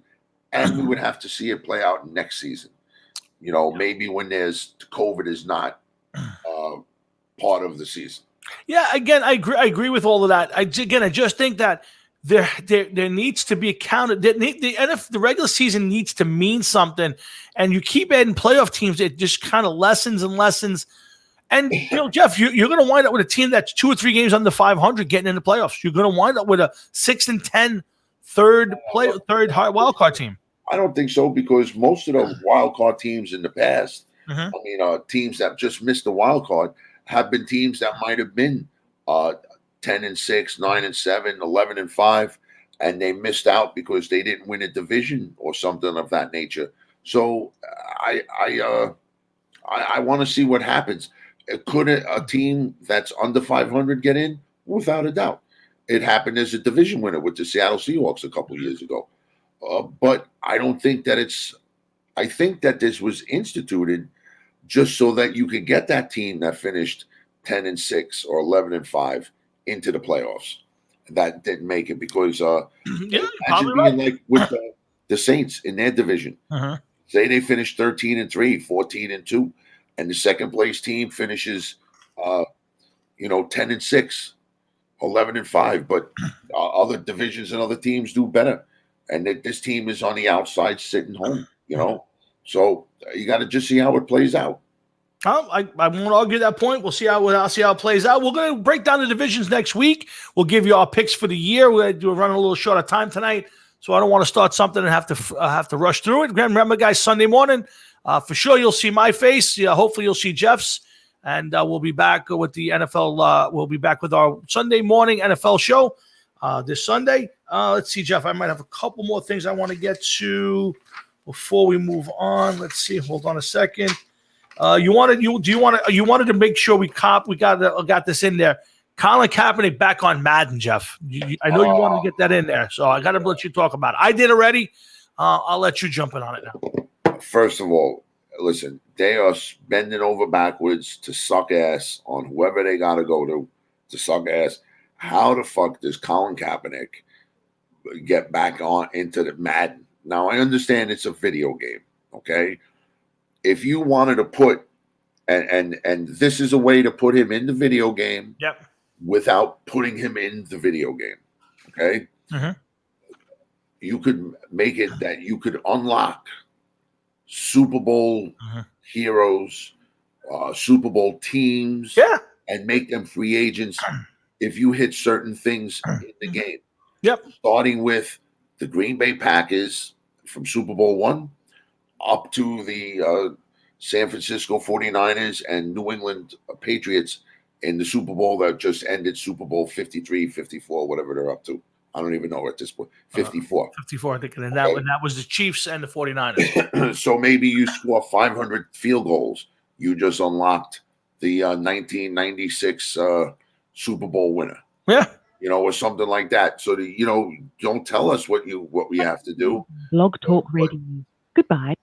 You end up unlocking that guy, and now you know what? That whole roster was now a free agent. Yeah. If you want to sign him that way, you could sign him that way, and the people would have never said anything.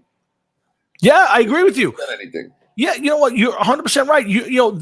I haven't played Madden in a long time, but I know the last few times I played, you had legends. You could go back and be, the 1967 Green Bay Packer team. You can, and then there's different versions where you can draft legends and you could have just did that, and he was already part of it. But to make him a stud in the game and to single him out, I think the problem is, Jeff, you, me, and most of the guys we know and football fans of our generation don't care about Madden. This is strictly for the young kids, and they're going to eat this up. So Madden, the people who make Madden know exactly what they were doing here.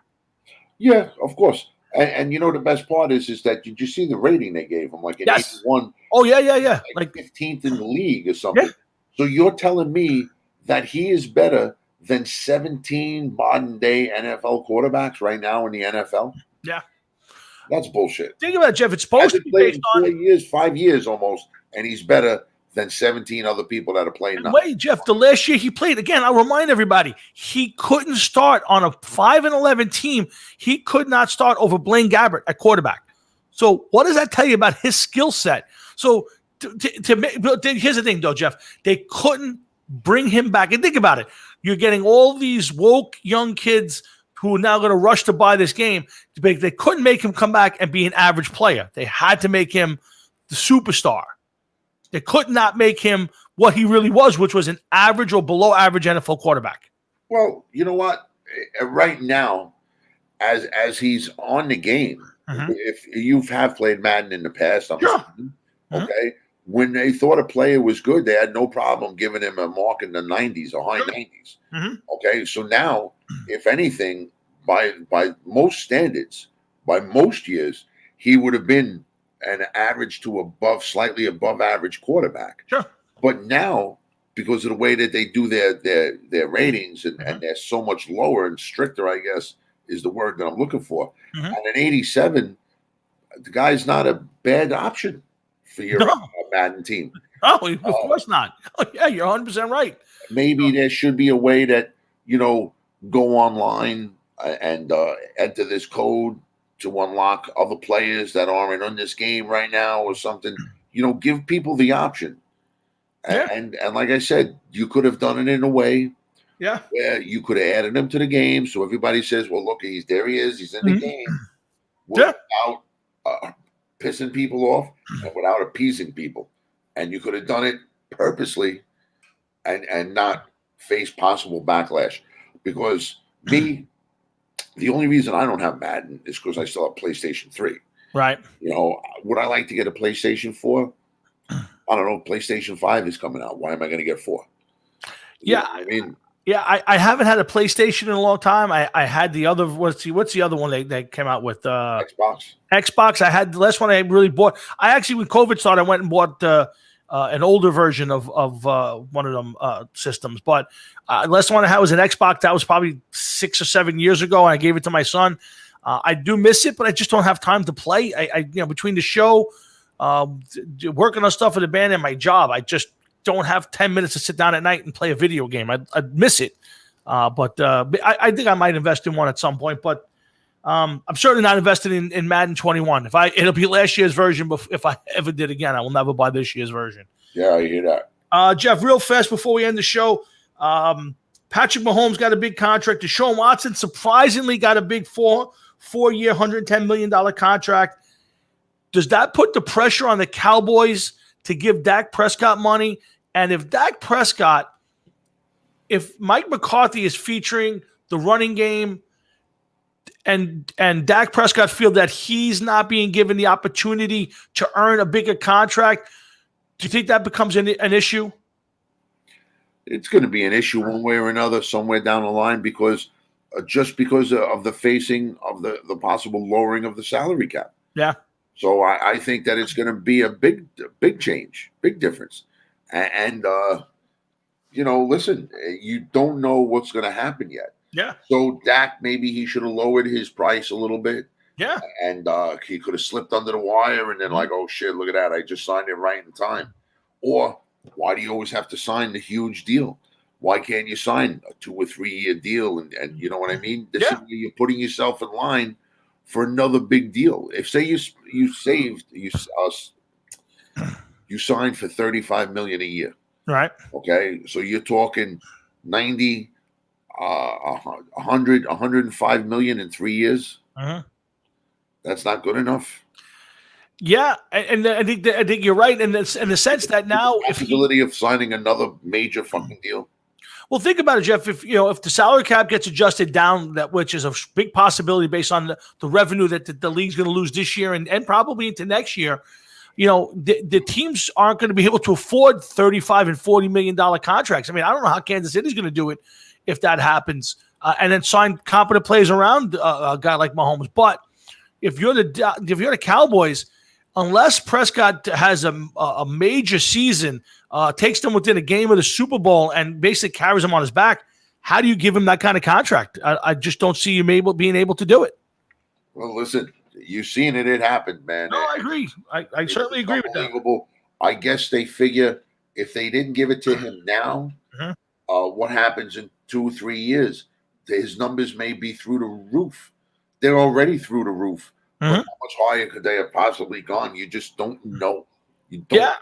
Well, I mean, the bar's been set. I mean, now, if you're a tick below Patrick Mahomes, you're at a $40 million contract. So, Kansas City has set the bar at $50 million a year. Now, do I like Patrick Mahomes? Yes. Do I think he's the best quarterback in football? Probably right now. I would pick him as my number one quarterback.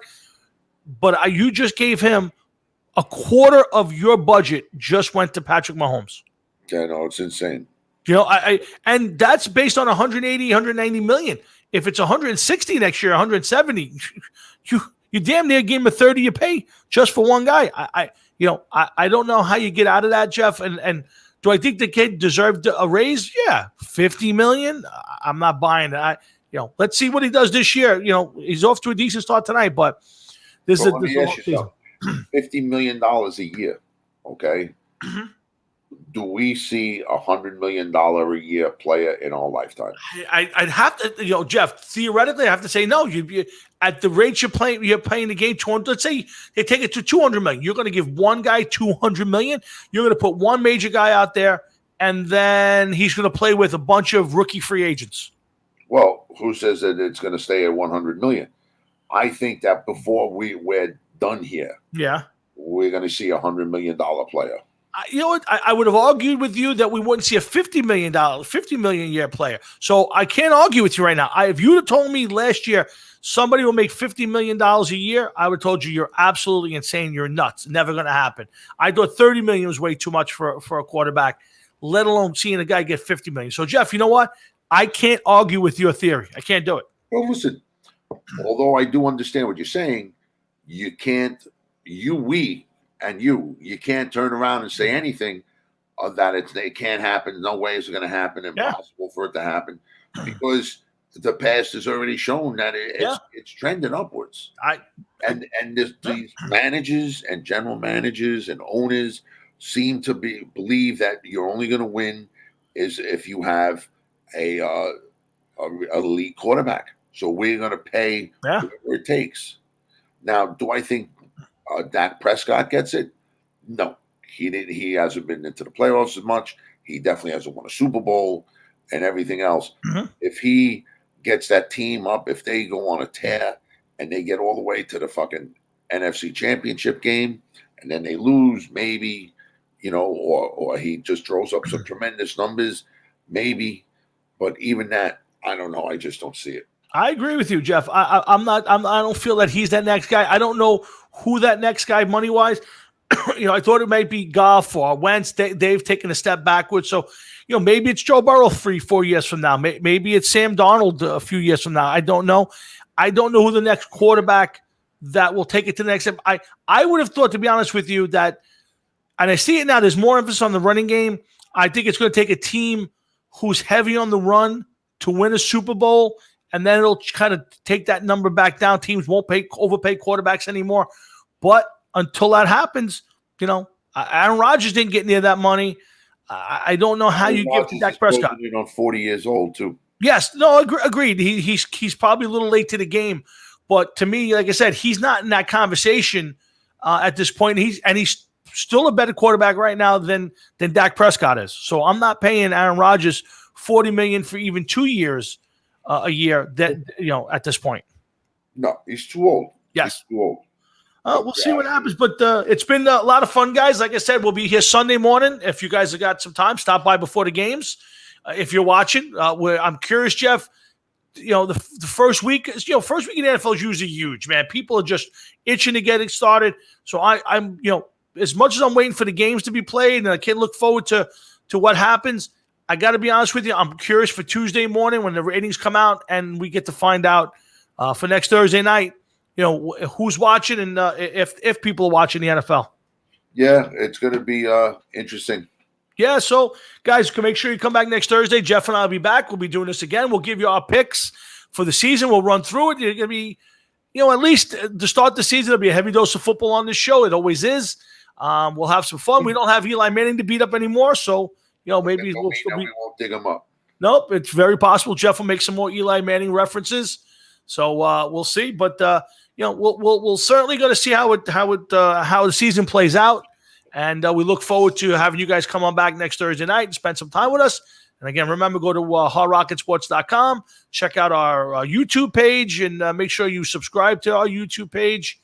We look forward to seeing you again next Thursday. Jeff, anything you want to end with before we shut it down?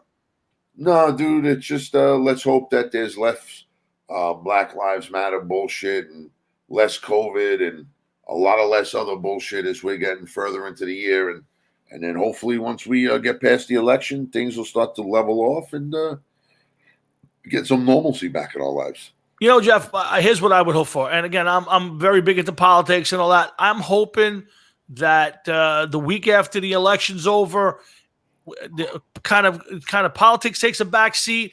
The COVID takes a back seat, which I think it's starting to now. And I hope we get back to some sort of normalcy where we concentrate on the game of football and not the peripheral stuff. That's what I'm looking forward to.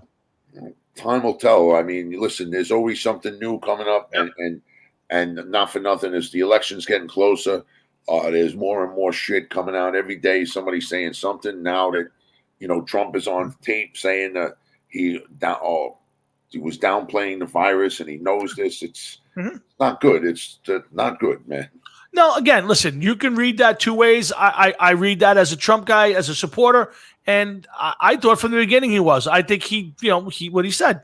He didn't want to cause panic and say this is going to be terrible and have people run and take their money out of the bank and people do all these things. So I get it. And Fauci and all those people came out and said he didn't downplay anything. He gave it to you straight. He just didn't jump up and down. So if the medical people say that he followed it and everybody wants to follow the scientists, they're all saying it. Of course, the Democrats are going to jump up there and scream and yell so that they don't get elected. So, guys, just do the research, watch the videos. Don't jump to conclusions on this one because it's really nothing there. But you got to go do your own research on it. I'm not going to try to sway anybody. Whatever you do, don't listen to the Trump guy. Yes, don't listen to the Trump guy. That guy right there. That guy. Donnie Boy's on the shirt. It doesn't matter what Donnie says. I don't care what you got on your shirt. He just is a jerk off, that guy, man. I'm sorry. Yeah, he might be, but he's still done a great job as president. Get rid of everything else. Just look at the numbers and look at that stuff. But look at all the riots and everything. It's fucking cool. Not his fault. Absolutely not his fault. Nothing to do with Trump. Not mine, man. No, not me and you either. If I was president, things would be completely different. I like to think so, but again, like I said, it comes down to this, Jeff. Tell me the cities that the riots are in, and I'll tell you that every one of them are managed by a Democrat mayor and governor.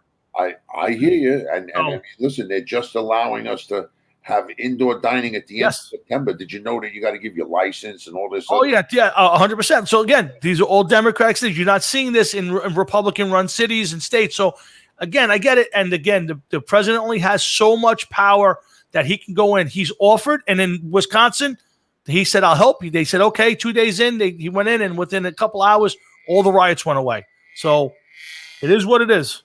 You hear that? I hear it. You know what it is? I have no idea. It's interference. Yes.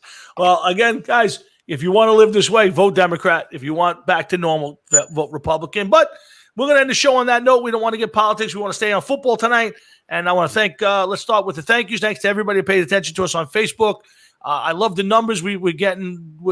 I can't tell how many people listening every week, and I appreciate all the kind words from people when I talk to them all outside the show. So thank you for listening. Thanks for letting us be a part of your night. And thanks to my dad for calling in. Thanks to everybody who commented on Facebook. And, of course, thanks to my good friend and partner in crime. And, guys, September 26th, the Hard Rockets Sacrifice Mach 2 gets together for a second practice. So if you're around, we'll let you know where it's going to be. You want to stop by and say hello? If not, actually, we can have people in. We can't? No, I don't think that's going to fly with some of these studios, bro. Yeah, I don't know. I called Phoenix today, and I have not got an answer back. I don't know if they're closed down. No, they're open. I called, left a message to book time, and I've not yet heard back from anybody. Well, they're definitely open. I know other bands have gone there and played. Okay. I'll try again tomorrow, so we'll see. Why they haven't gone back to you is a good story. Good question. I don't know. I'll try again tomorrow. Again, no problem. I'll try again tomorrow. And in fact, if I don't hear from them, maybe on my way home, I sometimes go past that way. I'll jump off the highway and take a ride by. But we'll see. We got some lot of fun, a lot of good stuff. Some tough songs for me. I'm learning. We'll keep you updated on that. But guys, thanks for stopping by. We hope you come back next Thursday. We hope you stop by on Sunday and check us out. And again, for Jeff Towinski, myself, and the entire Hard Rock and Sports staff, which basically includes me, Jeff, and Basil.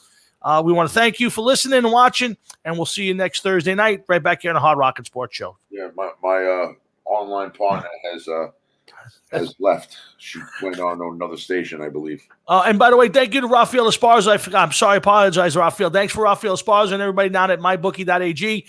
He's great. I love having him on the show. I wish he would come in every week, Jeff. I think he does a great job with us. Yeah, maybe he will. We'll see. We'll see. But again, guys, come back next Thursday. We'll do it all over again. So, Jeff, have a great weekend, brother. Everybody enjoy yourselves. Thank you. We'll see you next week. All right, man. You got it, dude. See you, pal. Later.